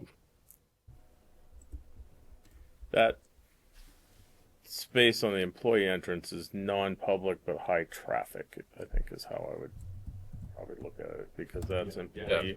That's where they're all going to enter and, Yeah, and that's leave. employee as well as transition to the fitness area and Yeah. So, Matt, on the terrazzo, how big is the lobby? I know you were close to where we were on that last floor plan you just showed us. It's smaller than this now. Give you an approximate. We squared it off in here so that we don't kick back right here. As part of that adjustment when we shrunk the square footage down. Yep. The two lobbies together. The two lobbies together is this much square feet footage, 1,328 square feet. I think the materials, and I think this may be a bigger conversation probably for the chiefs in the town as relative to what the maintenance is going to be for this building. I don't think it's really been brought up yet, and what maintenance type, what the right products are depending on the frequency they're expecting floors to be polished and cleaned, and Yep. I think that may weigh in as to which material. If they're going to have a dedicated person from either a subcontractor or the DPW that is just there all the time and they're running buffers over those floors on a weekly basis, then maybe it's one material. If it's someone that's only coming in once a month to do floors, and it might be another material. So Both the quartz tile and the terrazzo, you're probably going to want to run a machine over that once a day. You're probably going to want to clean it regularly, just at any floor finish in a building like this. and that would be that would be the public side. What's What would be the materials back on those entryways that you just showed us? Are those be like a rubberized floor, or what would that be? Right now, we're doing a recessed walk-off mat system. So when you go into some stores, it's got the grates that you walk over with a walk-off carpeting, so that like really gets the grit and everything off, and then it goes underneath that into basically like a tray, and then you like once a month you pull that out, vacuum it, and you're done. Okay, but the rest of the floors, like in front of like the fitness areas and to the stairwells, what are those floors going to be? So it depends. So the fitness area has fitness flooring, so it's like a rubber fitness Right, I flooring. see that. It's more in the hallways and the white areas there. So right here, this would be the walk-off mat. This would be the walk-off mat, and then this we're talking about is terrazzo or the quartz tile. The transition zones are also walk-off mat. Helps decontaminate the bottom of your boots as you're coming out of the dirty side of the building to the clean side. What off that side entrance where the parking lot is? Is that Over here, walk off? And walk off. No, this would be that would be that same this would be the quartz tile, and then this would all be fitness flooring. Got it. Okay, again, that was my point. There would be a difference between Yeah. what the public would be on compared to the employees on a daily. Yeah, and then a majority of almost all the other spaces, all the up there spaces, the firematic spaces, the apparatus space, that's all an epoxy type system. It's about the only thing I would recommend for those spaces. that's for the apparatus floor, right? For the floor and the support spaces off of that. And Right. then all the staff, admin, and living spaces are mostly a vinyl tile, either a luxury vinyl tile or a vinyl composite tile. And then some of the other spaces have, it's called kinetics. It's a type of carpet tile like this, but it's denser and has a much lower pile height. So it almost looks like a vinyl composite tile system. It's just a little bit softer, especially for like the training room. So it's easily cleanable, easily maintainable, and it's a little softer on your knees when you're doing like CPR trainings and things like that. But for the most part, we're trying to keep everything hard, durable, cleanable. So there's not a lot of carpet, and there's not a lot of things that require a high level of maintenance. Is there any carpet in there? A little bit, not a lot. I think the only places we talked about was the training room. I want to say the training room, the private offices. Is that it? Yeah, the staff really did not want carpet. Yeah. Did we agree on the trade? You guys said the carpet, the training room? No, the training room, they did not want carpet in. Oh, that's it. But that's what they told us, that they wanted the carpet in there because it was softer on for trainings and things like One that. guy did. I will say, We like to No, name names. with like I would prefer like as little carpet as possible. You know, like I think in offices it makes sense something like this, but You may want to But- think about in the training area acoustics is a big one for Yeah. rooms, training rooms that don't have carpet. They'd get very lost. Plus, that's your We had our notes from that. EOC too. So you're going to be Well, I think the conversation was you're going to have a lot of something about conversations happening. in the front, or having like some type of a strip or area. We talked about doing resilient border and then the entire interior being the carpet. I don't remember that under the tables. I guess I thought it think- was just up front or on the side. I agree. I thought we talked about, we saw some design that had like the outer perimeter, like a hard, like a vinyl with like a carpet sort of in the middle. Right. Kind of area. Yeah, I think the training EOC definitely wants to be a soft product on the floor. Yeah. Yeah, you're right. Yeah, I do remember talking about that because you were talking about bringing in a carpet or not. You wanted to like either roll one out for like trainings and stuff like that, but it didn't make sense to store it. Right.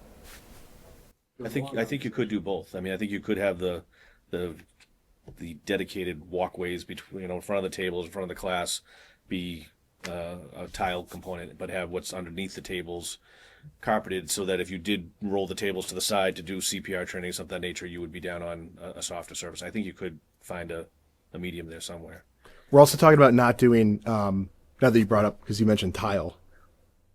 Wet walls in bathrooms is the only thing that we have tile. No tile on the floor, nothing. No grout lines or anything like that. So the bathrooms are all epoxy floors. Public bathrooms as well. All right, got a few more lines to cover here. I just had a quick question. We kind of talked about the terrazzo and durability and versus the other tile. Is there any difference in durability as far as like long term? I know we talked about maintenance, and either way they're going to need to be maintained daily, and that's fine. But like as far as longevity goes, Between the terrazzo and the lobby and the other product. Yeah, so terrazzo is pretty bulletproof. It's going to last the life of the building for the most part. It's a little bit more of an issue if you drop something like a hammer on it and it cracks something. The patches never look quite right. But for the most part, that'll hold up the life of the building. The vinyl, the quartz tile, it's definitely not going to last as long as terrazzo is, but it'll easily last you if reasonably cleaned and maintained, 20, 30 plus years without an issue, if not longer. Yeah, I'll just, through chair, having been involved with the school reuse committee, you can ask Joe Fahey. Joe Fahey could be the spokesperson for terrazzo flooring. We looked in Bryn Mawr and Mary D, and those floors look like they had been installed the day before. That's and they were those are the old sand based terrazzo, which is a thicker and stuff, and it wears like iron and it lasts forever. So, do we want to move the terrazzo floor in the lobby to 4 in the priority list? Are we good with 3 I for feel now? like 3 is appropriate. I mean, if we're getting to the 3s, then we're really looking for opportunities to shave, tens of thousands of dollars instead of hundreds of thousands of dollars. Like if we get down to level 3, I feel like we're looking for every opportunity to cut a cost at that point. Yep. Whereas I would view the 4s and 5s as worst case scenario. And the 1s and 2s we'll probably want to consider this just to, give ourselves flexibility somewhere else, potentially. So I will, when we run the next estimate, I will, we will detail what the revised stair and staff entry looks like and if that has an impact on cost one way or the other. The next one is an adjustment, so reducing EV-ready parking spaces. We were showing 6 more on the plan than we needed. So we need to do 20% of all parking spaces we have on site. So we've got like 96 parking spaces or something like that. So 20%, 20% is 20 spaces. If we eliminate more parking spaces, this is one VE item that I didn't put in here, that we certainly could think about. We could look at doing, this is the old site plan, so I apologize, but we could look at, reducing the public parking spaces down a little bit. I think that's a useful option to list. Yeah. Because we are, we're building parking for the whole site, knowing that, you're going to have public there sometimes, knowing that someday there might be additional people working there. Well, yeah, but if you got a 75 person training room, Yeah. and DPW or somebody else is coming over to use it, they're going to need spaces. They're not going to be parking out back in the employee spaces. Right. So, I mean, we got to be balanced against, having enough space around the site. Yeah, but push come to shove, they can park in the grass. I mean, Across the street, down the road. Yeah, I mean, that's. I mean, I'm not saying it's high on the list, but if we're gonna have a list like, But don't build the mechanics bay, then I think you gotta have only build half as much parking as we have out front for the public as an option. I mean, if we get down, I'm not saying it's a 3, but I would take out parking before I get rid of the mechanics. But again, bay. if you're building a space for 75 people and you don't have enough space to park all those people, Well, And you got to look at it this way too. If you're building a building with occupancy, it's required by code to have a certain amount of parking spaces. Yeah. So you got to that's sort of right. the foundation where you need X amount of parking spaces just on the. I don't know if it's one. I don't know if it's 1-to-1, with the training room or not. But With the parking, the thing that honestly concerns me the most, especially with the EV parking, is where that's going to be, because those EV spaces are open to the public. And I would rather, I get from a cost perspective, and we see this at town hall, and honestly, it's kind of a pain in the butt, where they put the 2 EV charging stations at the town hall. They did that to save money because it was the shortest electrical run. But there are the same residents day after day that are utilizing and tying up those 2 parking spaces, which have now been taken away from the public by the handicap ramp.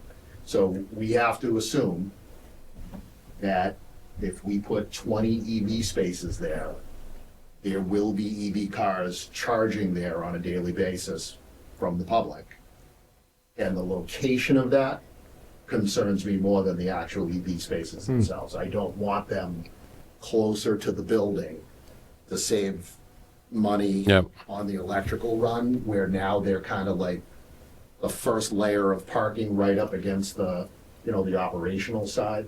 So I think the location of the EV concerns me more than the number of spaces, because they will be utilized. Chief, are those spots hourly at, is it only from 9 to 6 p.m.? Yeah, you know what I mean? 24 hours. Oh, so you have So overnighters. they can pay, Oh, yeah. Yeah. So that's. there's cars, That's there's cars that sit in the town hall. We did already kind of discuss the layout of where those were going to be. Yeah, we And scooch them towards the We went access road. and this is most of it's EV ready. It's we only need to put in whatever we think we might need or whatever. You can throw some out back, and you might throw in a couple out front, but that's it. We don't need to have. We don't have to have. 20 ready, so when I look at this, it says 20 EV spaces. No, it's That's EV ready, Yep. that's Yeah. not on day Right. one. when we Correct. Open this 20 That charging $5,200 a space, that's the conduit, the wire, and a pull box. Yeah. It's another $3,500 to $5,500 each for the put pedestal. ahead. Yeah. So we have flexibility in how many, the committee will decide how many are actually ready to go and live the day that we are. Typically, they're not, because of the complexity around municipal contracting with the pay station. It's typically not part of a construction package to put the charging heads in. That's normally something that's bought after with a vendor that you guys. So if you already have them at town hall, you would probably expand that service, or you would do a separate procurement for the heads in the meter because of the paywall infrastructure that you need to build out. Matt, on the regulation, does the regulation differ between the number of public spaces and total spaces? So even though I don't believe it does. 50 of those spaces are designated for firefighters, you're still required to have EV spaces? Best practice and what a planning board is probably going to tell you to do is they're probably going to tell you to do 20% for each isolated use. So if you've got a staff parking lot that's secure from the public, you're probably going to want to provide 20% of that as a lot. And where you have the public, they're probably going to want 20% of that as a lot. If I was to guess. We'll find out more next month at the planning board. All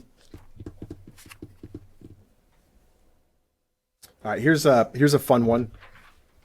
We have a lot of site development costs associated with the property, and a lot of it comes down to the subsurface detention basins. So we have to a lot of the storm water that the site is capturing from parking lot runoff, we have to treat it, store it, and discharge it on site. So that happens two ways. One, through subsurface detention basins, which we have here. So these are giant Coltech chambers that go underneath paving areas. Stormwater system drains into catch basins, gets piped into these big chambers. There are perforations in them, and they slowly leach the water back down into the water table. That's one way to do it. The other way to do it is through a rain garden. I put in here $250,000 as a potential savings for this. It could be a lot more than that. A lot. I mean, we have $1 million in just subsurface detention for this project. So, with that comes the unit, the install, the hookup, the tie-ins, and tons of excavation. Right now, we have a net cut on this site where we're moving over 22,000 cubic yards of material and trucking it off site. So every hole we're putting in the ground is money that we're spending. One option that we have is we could do a surface mounted detention basin. So this is a big rain garden. We go here where we're preserving some green space for potential future hypothetical building that may or may not happen. If that building ever gets built, obviously they'll have to take that detention basin out and tie in a sort of site-wide subsurface detention system. So there'll be some cost associated with that future hypothetical project. But if it never comes to fruition, we buried our infrastructure here for just to preserve that potential future use. So I'm suggesting saving quite a bit of money in site development costs by taking part of this green space here and creating a large rain garden that will serve this purpose. And then 20, 30, 40 years down the road, if that other building gets built, it's just part of that project that has to get managed to take that system out and put a new one in.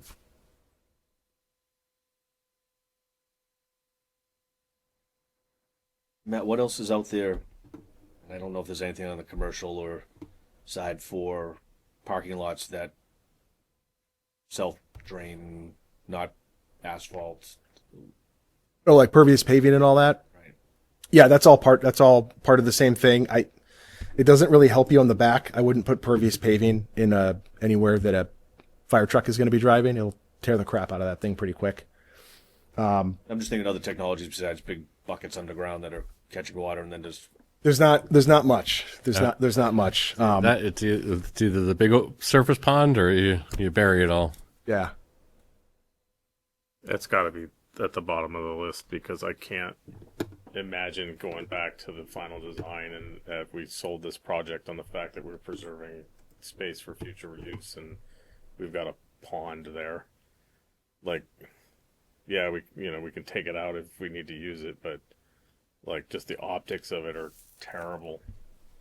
Could you put it in between Route Is it 20 in the parking lot? Like, could you do like a longer? You know what I mean? Like, fill in Not really the space there. Doesn't really work. No.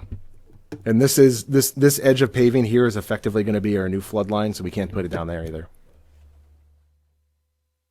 Is that what was on the side building of Lexington? Yeah. Because I'll be honest, like aesthetically, that was tough to look at. And not picking on them, this would be a lot easier to maintain in the middle of the site. But that was I think very it's overgrown, and they kind of complained about it. You'd have to put a fountain in it or something. you gotta maintain it. There's a series of very large ones at the Shrewsbury PD. There's one right to the right of there's two right to the right of the front entrance, and there's a massive one on the left side of the staff entrance. If you want to go see those, we designed those. So Lexington's was a traditional detention basin, which is very basic, and we used we used the old granite curbs that we removed from the old building to create baffles to help with water filtration. Shrewsbury's, those were like traditional, like more modern rain gardens. So those have very specific plantings. They look fairly attractive. There's educational signage that goes along with it and stuff like that. I think you might want to look at those before you throw out the whole idea. I get the optics of the whole thing. So it's an option. It's right now our biggest bust is on site costs. List. Yeah. I'm just saying I hope we never get that far down the list that we're having to really consider that. But okay, so I'll leave it as a 5. One other one we got here is we initially designed the entire building perimeter where it's metal stud framing as 8-inch metal studs, deep metal studs. So a lot of the perimeter structural steel is 6-inch tube sections. So it's a 6-inch by 6-inch square column. They have a little bit of movement to them, so we can't bury them in a 6-inch stud wall. They'll be in our drywall. They'll be in our sheathing. But we could save $125,000 by reducing that to a 6-inch stud. And then, 5 or 6, we went around the perimeter and looked at the steel framing plan. There's like 5 or 6 instances where you'll actually see the steel in a wall just poking out. It doesn't affect the performance of the space. It doesn't really do anything bad, anything good. It's just, there's a column there. You could box it or whatever too, right? We could box it out if we want to. So we thought that was a no-brainer. So we put it in as an adjustment. That doesn't impact like insulation, obviously. Nope. Insulation's all outboard of that. There's no insulation. The only insulation in the studs is there'll be a couple of feet at intersections with other walls. And then all the interior walls are insulated fully. But the exterior, the studs, we don't need insulation in them because it's all outboard of that. That way it's easier if you have to ever change an outlet, change a data outlet, cut a new hole or anything like that. You're not dealing with insulation. You're not dealing with cutting up your vapor barrier and things like that are there. They all sort of live outside of the wall framing. The next one is omitting radiant heat. So the next two are building on the omission of the radiant heat flooring system that's in the apparatus bays and the surrounding support spaces. Now, there was a question that Joe had, and a suggestion Joe had last meeting, where he said he had concerns about the reheat in the wintertime as you leave. So I talked to the engineers about it and said, how are we managing this? We have an MAU, so it's it's basically a forced hot air system in the apparatus bays already. So when the Plymavent system kicks on, it sucks a lot of air up. So we need an MAU, which is a makeup air unit, to provide more fresh air so that we're balancing out the apparatus bays. And that has gas-fired reheat in it already. So we already had a backup to the radiant flooring that will provide that. So we didn't need to bring in Modine units or gas-fired heaters in the apparatus bays. We can condition all the support spaces off of the MAU and off of that reheat system effectively and efficiently. So when you say support spaces, are we talking about the econ and okay. all that? Yeah. Okay. The turnout gear spaces. So right now we've got radiant heat in them as well. That's your primary heat. And then the MAU is providing backup. We can have the MAU do primary heating. The advantages you get with radiant heat, especially in the apparatus bays, is it's heating at the area in which you're inhabiting. So we're not heating 15 feet up into the air and blowing it down, although we'll have ceiling fans that'll help with that. But the other thing it does is it helps dry that floor, that slab out in the wintertime when the trucks are coming back with snow and ice and things like that. That warm slab will dry out a lot faster, so it creates a safer fire floor. Having said that, we also have it in the support spaces. Kind of like once you're in that slab area, it just makes sense to just complete the thought. There's an efficiency of scale there. But if we took it out of the support spaces, we could cut about $40,000 out of that system. And if we took it out completely, you can add another $153,000 on there. So there's almost $200,000 in that system, all told. Is there an energy efficiency trade-off if you? Yeah. Yep, it'll be less efficient if you take that out. The radiant flooring heats really efficiently. Yeah. And you're probably upgrades to the MAUs. Yeah.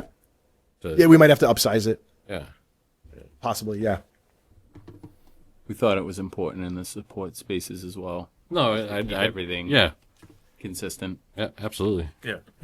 Matt, does that run the entirety of the apparatus bay? Like, is there any benefit savings to, you've got a giant truck that's parked, not putting the radiant underneath that section, but all the areas around it so that those areas stay dry for people walking and...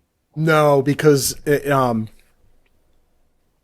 a lot of it comes into, you have to insulate under the slab when you put a radiant flooring system in, and we have to pour a thicker concrete slab section so that the radiant tubing can be at least 3 inches below the topping, and then rebar. So we do a slab, rebar, radiant piping, slab on top of it. So if we start chopping that up as we go along, there's a lot of labor that goes into that, and it So that's increases the for cost. all of that extra rebar and flooring and prep, that it's only $190,000 savings? Yeah, at the end of the day, it's not that. I mean, there's nothing special. It's just like PEX tubing. It takes a couple of days for a couple of guys to go and lay it all out, and then that goes into a couple of manifolds that sit in the wall, and those modulate the heat. And then there's a glycol makeup unit that provides some glycol into there so that you're not freezing or causing issues with the material moving through the pipe. It just seemed like that, what you just described as the prep to put down all that, seems like it, for that amount of square footage, would be a lot more It expensive. feels like, as far as HVAC systems go, a steal. But it's not as expensive as it seems when you're talking about a $30 million project. And it's probably going to be cheaper to operate, right? I mean, Yeah. And that's the big. I think there's a trade-off there, with, like you said, the size of that makeup air and whatnot. Yeah. Can that radiant heat be extended to the aprons outside the doors? It can, and I won't recommend it for a couple of reasons.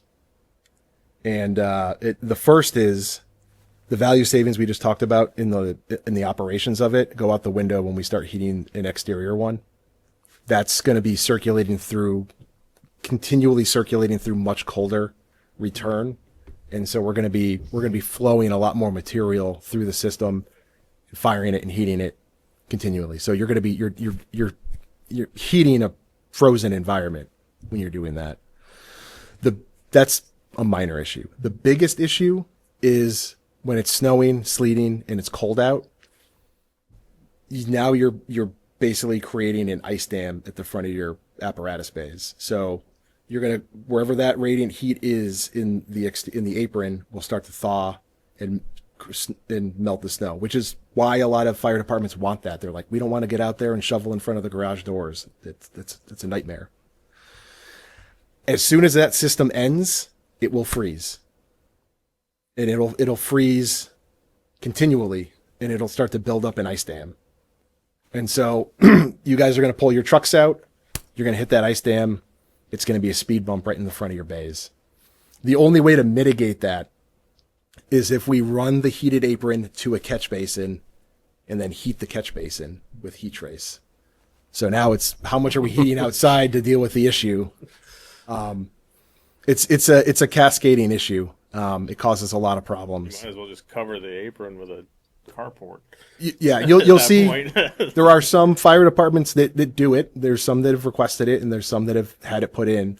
And if you go into New Hampshire and Maine, you'll see some that have done it quite a bit. And what you'll see is a catch basin somewhere down at the bottom of the apron that is just rotted out because they're pouring tons of salt on it to get rid of that sort of ice dam that it creates. But it's a good question. So you're looking for us to put that somewhere, a number beside those? Yeah.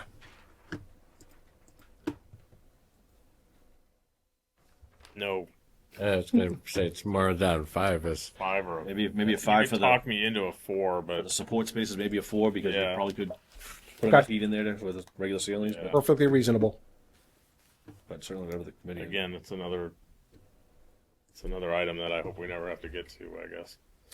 The last item I have on here is omitting fueling from the generator day tank. So the fire department fueling from the. yeah, that's a difficult system to take a guess at. So at first, my estimator had a fast system in there, which is a full fueling tank, separate tank and all that. And I said, "What are you doing?" That was $750,000. So we put in allowance in there for 50 grand to get rid of it. I think it'll be less than that at the end of the day. But we do have to do a few things, a little bit extra in order to do that. There's some controls that have to go in there. There's the pump in that assembly. There's some additional monitoring, and we really want to make sure that we're not undersizing the tank so that they don't have 72 hours of fuel on board of that generator to provide the building power. So we do need to upsize the tank as a result. So those things we feel reasonably that there's about $50,000 worth of work there.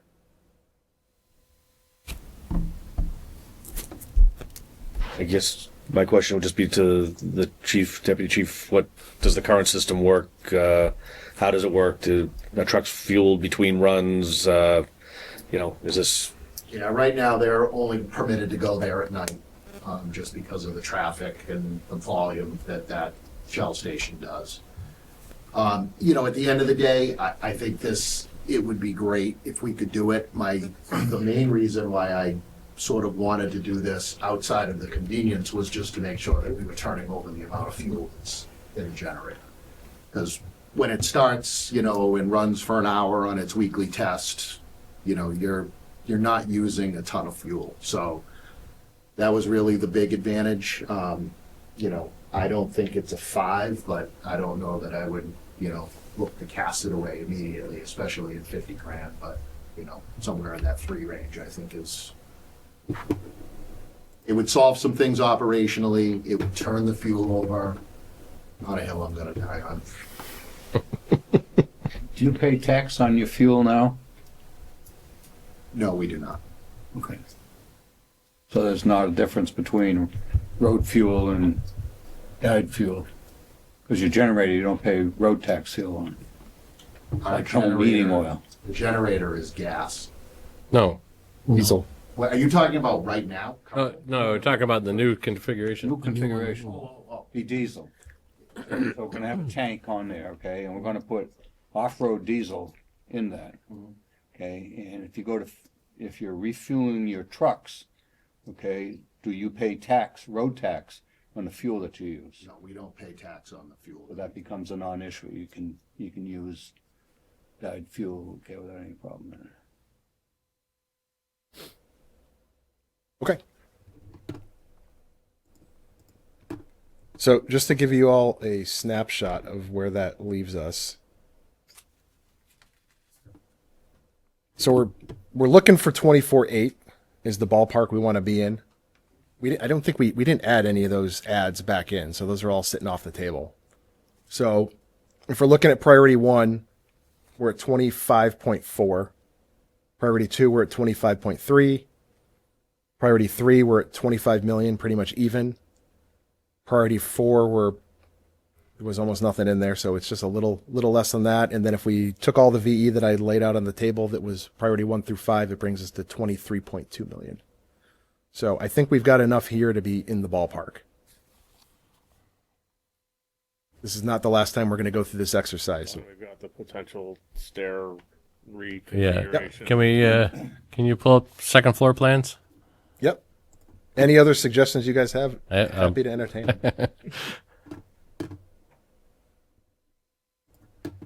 All right. This is the old floor plan, so It's close enough. yeah. So, couple of things. The open space between the main lobby and the second floor, it's gotten smaller, a little bit over history. Plus, it's also, like I said, it's an old history thing. Do we really need that anymore?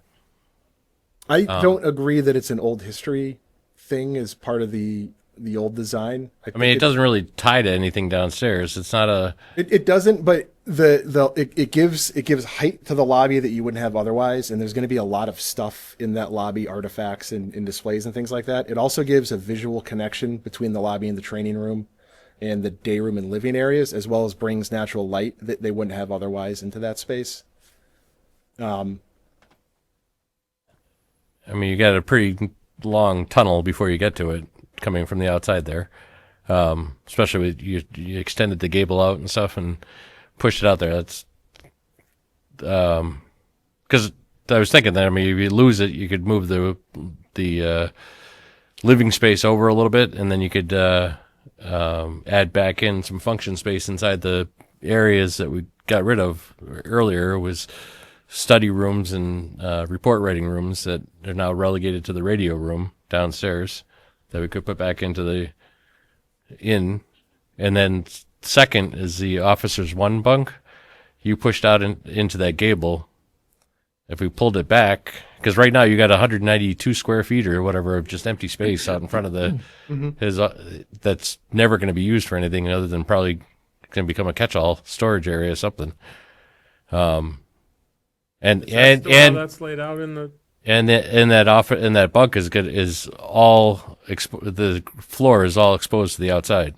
Now I know it'll be insulated and everything else, but it'll never be as warm as if you had a occupied space below you. Now to keep the gable, you could do like a 2-story entrance out in front so that you can keep your peak of the gable coming out and just push the bunk back. I'm just saying, recapture the area. It's kind of silly to have that because you can't do it as a sitting room or anything else because it's in and amongst the bunks. That's the last place you want it. You're not going to do it as an officer's office because you don't want. You've got those all separated anyway, right? Yeah, I think there is a little sitting area out here. I think it would function.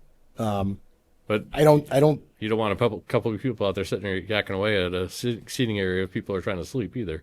What's underneath that first bunk, Matt? On the first one? Open space. The Vestibule? yeah, it's a little bit of the vestibule and a little bit of open space down below. The vestibule, It's all open space. believe the vestibule is out further now too. Okay, well, if you moved it out some, it's picked it up, but yeah. Why do I feel like the design of that corner changed in the It has. upstairs? It has. Yeah. This is. But it has when we put the second ridge in, and they brought it out. So they brought it out proud to make it stand So out. I of the was design. on Oh, these are the. I was at the technology meeting last week, and I feel like There we go. Uh, This is the latest. I don't remember. Is that the latest? This is the latest. Okay, so it still has that. Yeah. Yeah, I mean, we can pull it back. I don't know. I don't see if it's going to save us any money. Well, I think it'd be more comfortable space because you don't have a cold floor. You don't have that. I was doing it in conjunction with if you fill in the lobby space and you did add some offices along there that we didn't have before. This layout is changed. You kind of swung the dining kitchen around and everything else. Yeah. So what is the reason that one bunk hangs out like that and it could be pushed to other bunks? It could. Would they lose the windows? No, because I think you could have it back and you just have, like I said, you could have a 2-story entrance with the gable on it, with the peaked roof coming out to the end there. Because if you go to your elevations, I don't know Just your elevation drawings, not your renderings. It doesn't show up on your renderings.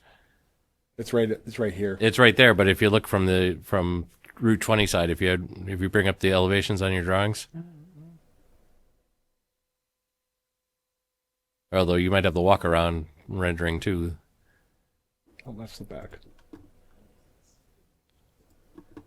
No, not a sitting room, but I think otherwise you just lose a bunch of space if you push the bunk room forward. You have wasted space behind it. I'd rather see the bunk room stay where it is. Yeah, it's just gonna be a catch-all. That's what I was more worried about. I was kind of doing it with getting rid of the opening to the to the lobby, and then allowing you to reconfigure the living space some better too, and add some other space, some office space or study room space that we had originally that took out of the scheme.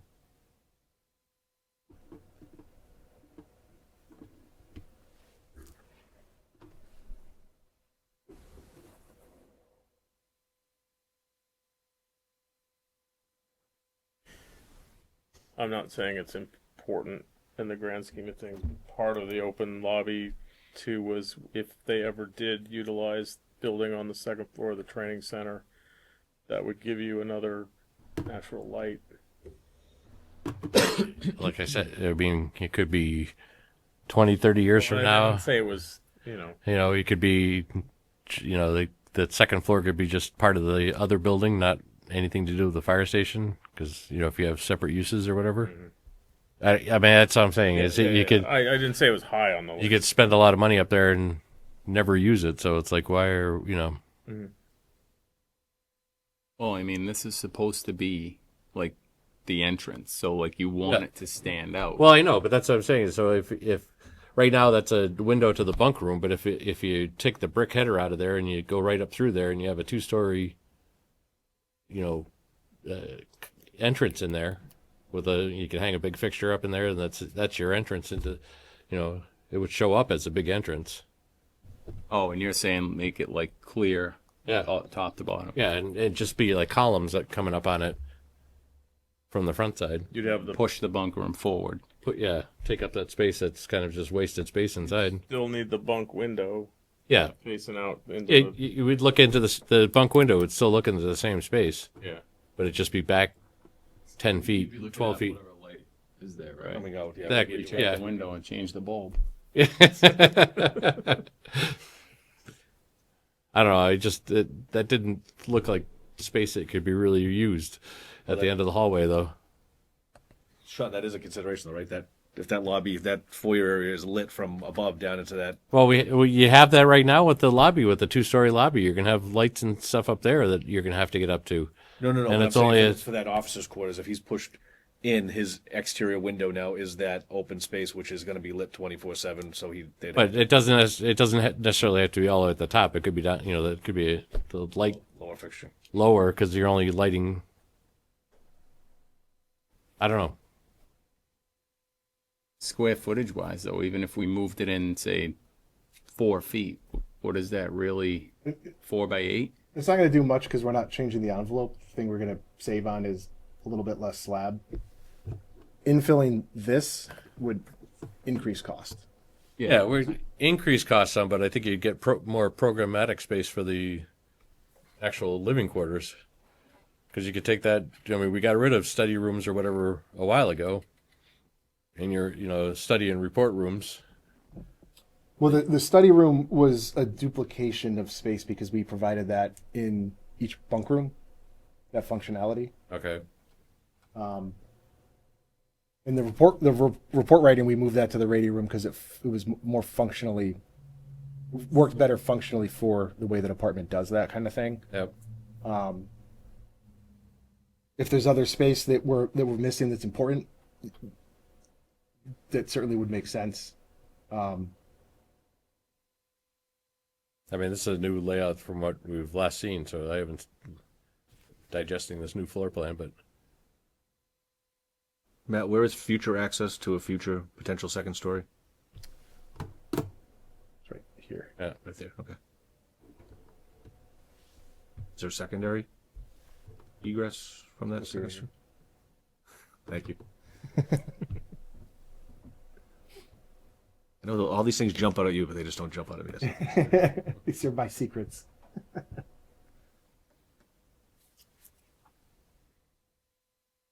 Well, I guess if we're making a list, I think that bunk room's going to be cold. That's all.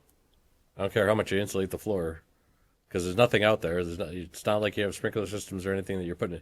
And if you put a heater in there or something, then it's something more to maintain. You have another alarm that you have to worry about and everything else in that plenum ceiling. Because now you got 3 exterior walls plus an exterior floor.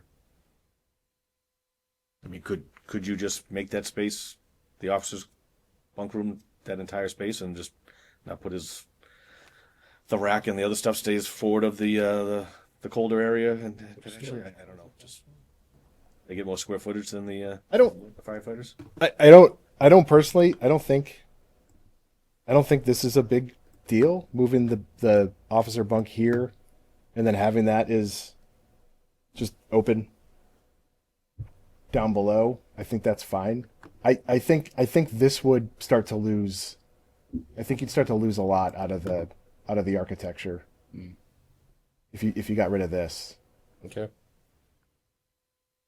Oh, and I think we were using that space to provide light into the kitchen living area, correct? Into there. But that's I was saying pushing the kitchen living room to the outside wall, and then that gives you more square footage in the living quarters to put programmatic space in. If we had chopped it down so much that we were limiting ourselves on, if it's another shower or if it's another, study area or something. I don't think you can really. What Matt said, that's the area we're going to put the history of the Auburn Fire Department and pieces of equipment in its past in a nice 2-story sort of space and well lit and natural light. That's got more value. I mean, I think if they're going into Northbridge there and seeing that was the first thing we walked in, that's what the public is gonna, when they come for their tours, they're not gonna see all that programmatic space upstairs. They're gonna say, I know, but these guys are living there 24/7. Understand, but if we close that in, it would be closer to Lexington's, it's kind of like a big corridor. Oh, I guess that would be the difference. If that bunk room slid back to be even with those, what's underneath it now? The entry. So it's just dead space above where it would still be built up, but there would be nothing above it. Yeah, right. So it's kind of like this. It's occupying like that. Be a bird catch-all. So if we pushed it back to here, it'd be like that. Then this could be like 2 stories up. You can sort of hang a decorative pendant light down there, something like that. We could do, instead of a window here, that could just be like an opening. It's kind of like, it ends up being like a clock tower kind of thing. An old fire bell? If you got an old bell, put it up there? That'd be great to hang up there.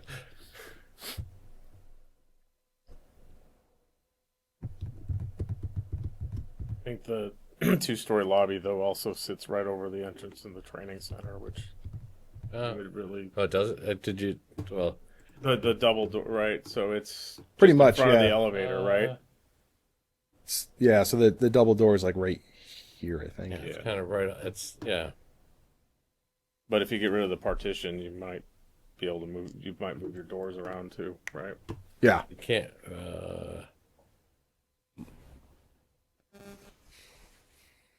You can't move it too far down. No. I guess you would move it closer to the front. Okay.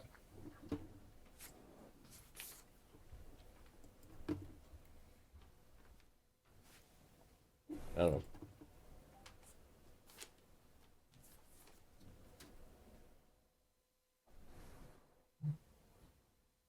Anything else? Oh, that was my damage for I now. guess. To weigh out the option of moving that forward or not, you are giving up some square footage where there's enough room to put something, a desk, a bookshelf. But would you put something there? That's the right, question, right in front of a bunk That's the space? question. That's what I'm saying. And I Yeah, assume it's more likely going to Yeah. become a closet to put mannequins or fire brochures or something. You're going to end up nature abhors a vacuum, so that it becomes a storage area for something. yeah. The question is there a Programmatic need. yeah. Is that a window at the end of that corridor, I guess, out over that Roof. future space? Yeah. Yes. So Yeah, sliding these are- that forward would kind of throw off the symmetry of that, right? Yeah, we can. Yeah, I mean, right now there's like windows that come across here and here. If this bunk was, I'd have to play with it to see what makes the most sense. Yeah, could you slide the bunk to there and have The bunk does that, and that's their window. the window with the door coming go straight to the end of the hallway. Yeah. With the updated staffing, that's gonna use up most of the bunks at this point. Is that or still No, because there'll be a split between. okay? Yeah, because we got the excess capacity. I mean, this is Right. over capacity here, and we got excess capacity at Yeah, Drury Square. I'm just wondering how. Is that the senior room or are they gonna want to be on the other end? Which is gonna be the more desirable? This would probably be, if I was to guess, it's probably the last bunk that you guys are going to be using because it's the furthest away from the response. I'd agree.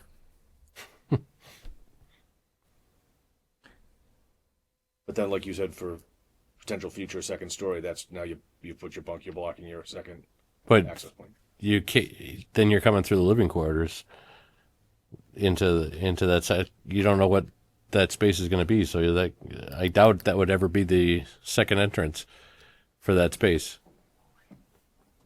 Because could say it's a police station that takes up part of that space, and you have and they have a building off to the side. I mean, you can't connect between the two buildings because they have different programmatic needs and securities and stuff. I mean, if you the only way if it was the fire station expanding and you needed more bunk rooms and stuff, yeah, then you could go that would be a doorway to go out through. I thought all of our discussions that potential second floor was always future fire space. Any It's public it's future. separate building space. It was Well, I mean, it's separate, but I mean, some were kind of hamstrung with the flood thing and stuff. So you could in theory have part of that second floor of the adjacent building be over top of this building. In theory, I'm just saying 20, 30 years from now, I don't know. I mean, the fire department may expand across there, and then that's a moot point, and you could use that window as your hallway going over there. But you're getting further and further away from the apparatus floor, so you got a whole bunch of other problems. Right. I think you'd be redoing everything, but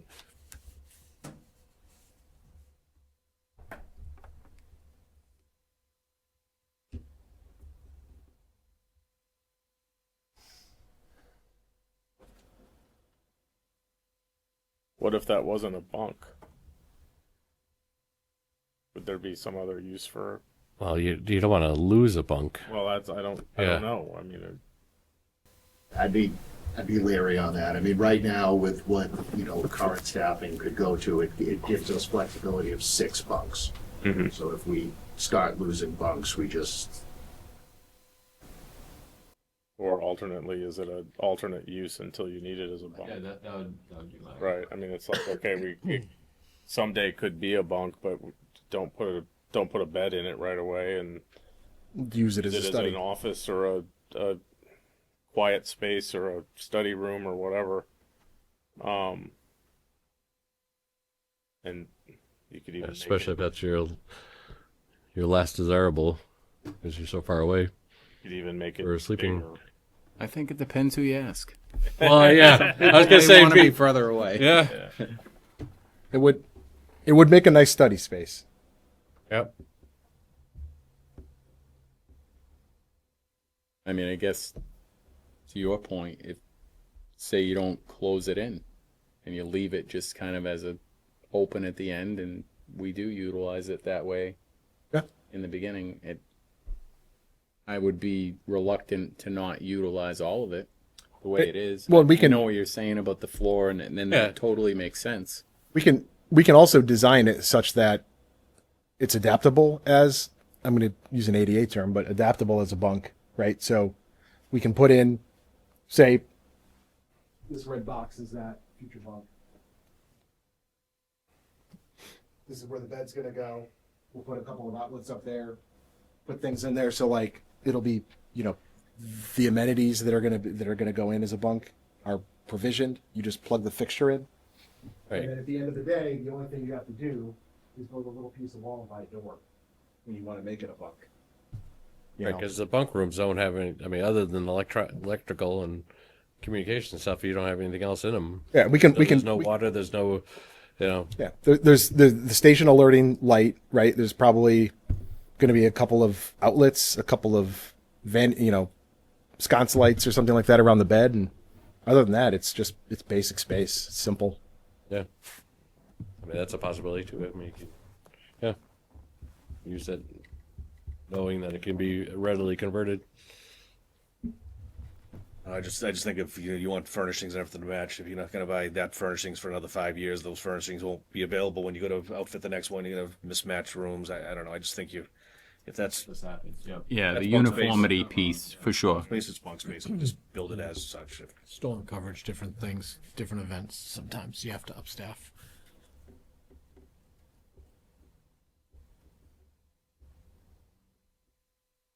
Okay, we don't need to make a rush decision on it, but we can tweak it back so that we can at least pull it back from the vestibule, and we can figure out what that needs to be down the road.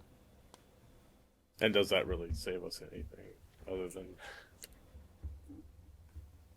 moving some things around?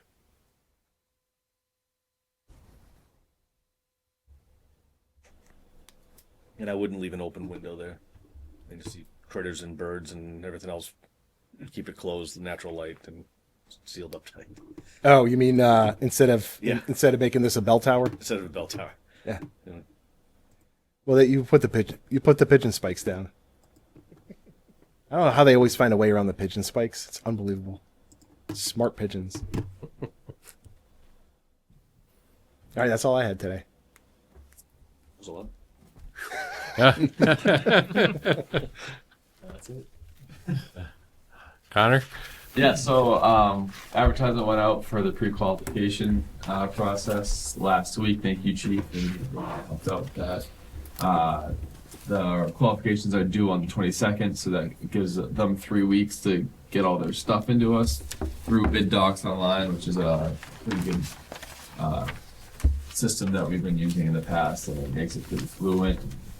Check everything online.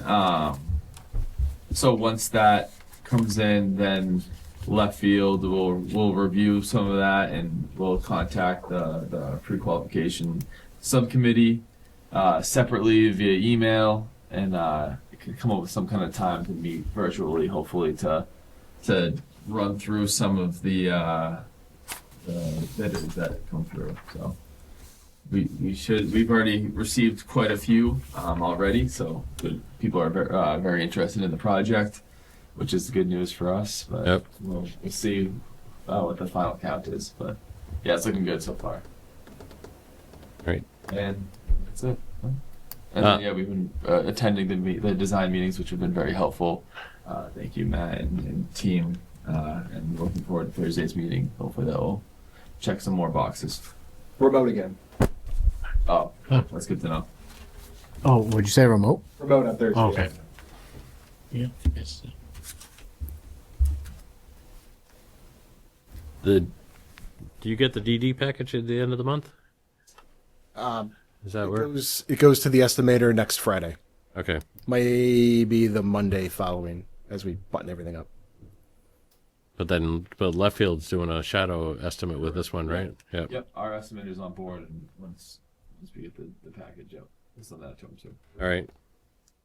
So do we need the next meeting on the 20th, or do we need to push? Yeah, I had it tentatively there. I mean, if it makes sense for our project update, I think we should have it then, but obviously it's When will you have? Or if you want to wait till, No, I won't be. I won't. We'll be in Denver for the IACP conference. When will we have the estimates back from? Takes 3 to 4 weeks to get it back from the estimator, and then we need probably a week or two to reconcile them between our two estimators. So Thanksgiving. Right before, right before Thanksgiving. Yeah. Monday, probably. Monday before Thanksgiving is Yeah, probably 24th. maybe the week before. I think let's us talk to our estimators and kind of put together a time frame internally and see if that makes sense or if we can move it earlier. Yep. I'd like to move it earlier if we could than that. We put some pressure on them. And then we get through the holidays and we do this again, one last time. So the Just a 17th. question. Do we Matt, need to meet in between? That's what I'm trying to figure out right now. I mean, 20th doesn't sound like we need it. 27th would be opposite selectmen, I believe.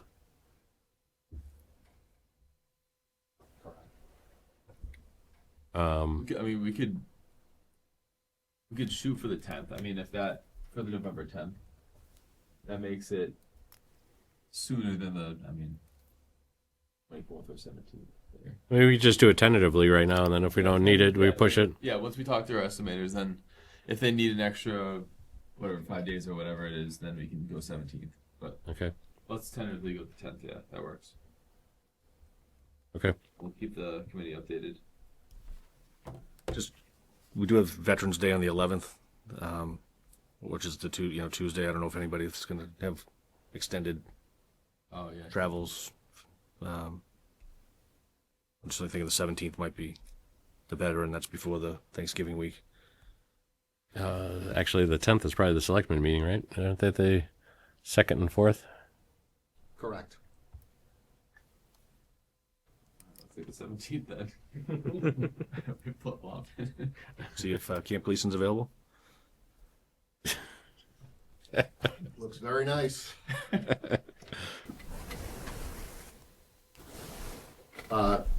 Mr. Chairman, the committee is presenting an update to the board on the 14th, correct? Yeah. This upcoming Tuesday? Yep. Yeah. Or a week from tomorrow, I should say. Correct.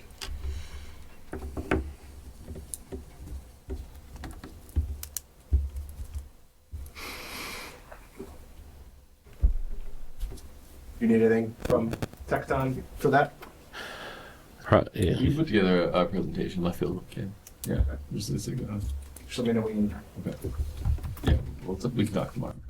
Yeah, just probably the latest floor, the quick floor plans, some elevations. I would think the full out. I mean, if you have the renderings, the full elevation, the all brick right now. Yep. Do you need Tecton at that? No, I think we can. Yeah, I don't think so. Let's just try. Jeff or I are double booked. It's town meeting season, but Tyler is available if you need. Yeah, I think it's more of we're just updating him with the status, and then left field can run through and massage the budget conversation, so that because Joe will be there, so he's good at the estimators are kind of. I don't want to raise any alarms. But Yeah. So Matt, we can comb through it tomorrow, but yeah, renderings, and just floor plan updated. but on that, by the way, can we move our touchdown to one? Tomorrow? Possibly. Let me double check. I'll call you. I'll call you tomorrow morning. Yep. Yeah, I got a building committee at 8:30 in the morning with up in Bellingham. Okay. Yep. Chief Miller loves it when I tell him that I'm not prepared for his meetings because I was up all night with you. I love it. Oh man, I'm gonna give him a call and he's gonna bust my balls. Love it. Yeah, Matt. I'll call you first thing tomorrow. Sounds good. Yeah. All right. Anything else, Connor? Nope. I Okay. think, yeah. That's it. Next item is just the committee's discussion topic. I think If anything. one thing that came out of the technology meeting is we're going to be compiling a list of proprietary items to the bid. So the main one was the camera system, right? So the town already has a vendor they use for the camera security system. So I think we have to, at some point when we get the final list before we go out to bid, we'll have to approve the list. Well, don't we have to submit that to But Yeah. whenever So- we need to. the Attorney General or whatever, with justification and stuff? No, so we'll help you craft the justification letters. So everything so Because we have a few things. We have like the exhaust system on the trucks, and yeah. So the way it works in Massachusetts for public procurement, everything has to be open bid. You specify 3 manufacturers of something, or 1 manufacturer, and then it's an open bid, and they can provide anything as a substitution. There are provisions that allow for what's called a proprietary specification that says this is the one and only thing that the town is going to accept. Everybody that's bidding on the project has to provide X widget with X specifications, right? So, for example, here in Auburn, all your municipal buildings have one video surveillance system, right? So it's in the town's best interest to make sure that this new building has the same camera video surveillance system so that it brings lower cost to the town in maintenance, replacement, those sort of things, right? So in order to do that, we need to develop a letter, write a memo that goes into the project file that's maintained by the town that says this item is in the town's best interest to be proprietary for reason XYZ. You as the committee need to make the recommendation of those proprietary items to the select board, and then the select board needs to vote to allow that to happen. That's it. And then we can bid it as a proprietary spec. Yeah. So at some point, there's going to be a list that we'll have to work our way through before. A list and a letter accompanying each Yeah, item. and then once I think we kind of discussed just do them all at once. Once we finish compiling the list, and then yeah, it's before the bid. I mean, DDs are out, or you're going to be out, and then you're going to CDs and bid package at that time. Yeah, I would. Which is- So we're hitting the streets to bid first week of February. So I would probably recommend we should have drafts of these prepared in December so Yeah. that they can be acted upon in January. Okay. You should, and then so in December I would probably get on the agenda for the select board as well in their January session. We could do it all in December, but it tends to be difficult to get quorums and meetings and over the holidays, and Yep. we might be just a little premature in the development of all the specifications to make the call on what needs to be Yeah, proprietary. no, that's why I was just trying to plan out so we know where we got a target for Yep. as we're coming up here. Just through the chair, quick question on that. So I understand proprietary. You want company X because the town already has company X, but is there a provision in there that allows for company Y to bid, which has a much lower cost system, but they're equivalent and they work the same in conjunction with X's, integrates with their computers and whatnot? So we can, so another way, so this is like, I call it the backdoor approach to proprietary specifications. We can write an open spec that says, this is the way that we want the system to function. These are all the things that we want to go into it. This is our basis of design, manufacturer X. And then we roll the dice. Chances are 9 times out of 10, the bidders are going to give us what we provided as a basis of design. They may provide a substitution. We'll have that price. Once we have it, we can say, all right, you know what? This system is good enough. We're okay with it. Or we'll look at it and say, this doesn't meet our needs. There's some challenges with this. We can then ask for a change order in the cost difference to go to the more expensive one that is the proprietary. That's one way to do it. Another way to do it is we write an open spec. And when I say open, that means that it's open, not proprietary. That's so restrictive in certain aspects of it that it backdoors you into a specific manufacturer. For example, building management systems sometimes will write into the spec that it needs to be an open source protocol building management system. What that means is the town retains the rights to do their own programming and updates to the software. That typically is the way that you get out of getting Simplex for your fire alarm system. So there's a number of ways to go about it, but it's going to be system by system that we need to do that.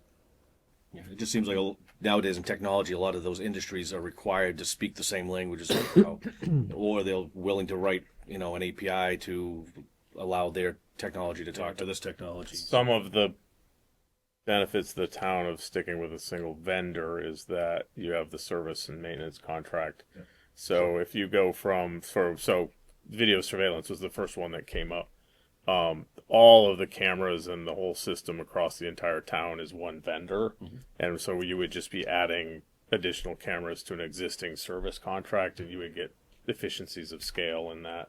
If you had a second vendor in that's compatible, you've got a service contract on just the fire station and then a service contract on the rest of the town, and that's you won't come out ahead, I guess, in the deal. For another example, we did Shrewsbury. We did their access control system is proprietary because it's the same throughout the entire town for all their municipal buildings. So it allowed them to have better control over it. Lexington, all of the HVAC systems are all Mitsubishi. It's the only, and we got this one heat pump. It's on all of our buildings. Filter changes, maintenance. It all just makes it a lot cheaper and easier for them. But on that note, Mitsubishi is probably not the one you're bidding with. You're going to end up with Acme HVAC versus now what's his name? HVAC also sells Mitsubishi. They're same. Yeah. They both could bid on that because it's the same technology. But one could write a service contract, say we're going to do the service for the entire Mitsubishi. Yeah. So it comes down to the maintenance parts, all that stuff. Up there in Lexington, it was specific for Mitsubishi because of how, one, for maintenance, but two, how all their buildings are electric heat pumps, and their heat pumps specifically are designed to operate at colder temperatures more effectively than other manufacturers. So there was a performance aspect to it. For example, some video surveillance systems we write out of our specs because they're made in China, and China retains some rights to be able to access those. So there's a lot of police stations throughout the U.S. where the Chinese government could hack into their cameras in the police stations pretty easily. Want to avoid some of those kind of pitfalls? Do we have any restrictions about items on the state bid list? No. Well, so when we're talking about the public bid component of it, the contractor's just buying that stuff on their own. The state has But in terms of the state bid list, that's where we're going to get a majority of the FF&E off of. Okay. We'll get, so for example, like if you went to the state bid list and went to the MHEC or something like that and bought a generator, you're probably going to get better pricing through the public bid for the generator than you would get for the preferred negotiated pricing on the state bid list. Really? Yeah. Just because the economy of scale of an electrician buying all that equipment together. I've found the opposite, okay, but there's much smaller scale. Yeah. Yeah, but for example, furniture, it's easier to do it that way.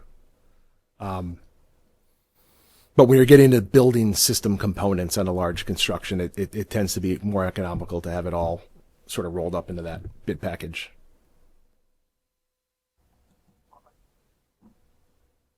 That's all I wanted to bring up. Okay. Any other comments, questions? All right. Last item is another public comment session. No public is here, so we move on. So we've got tentative next date is November 17th at 6 o'clock. We'll let you know Location TBD. See if it does work out or not. So other than that, I would entertain a motion to adjourn. Second. All those in favor? All right. Thank you, everybody. Thank you, Matt and Connor. Thank you.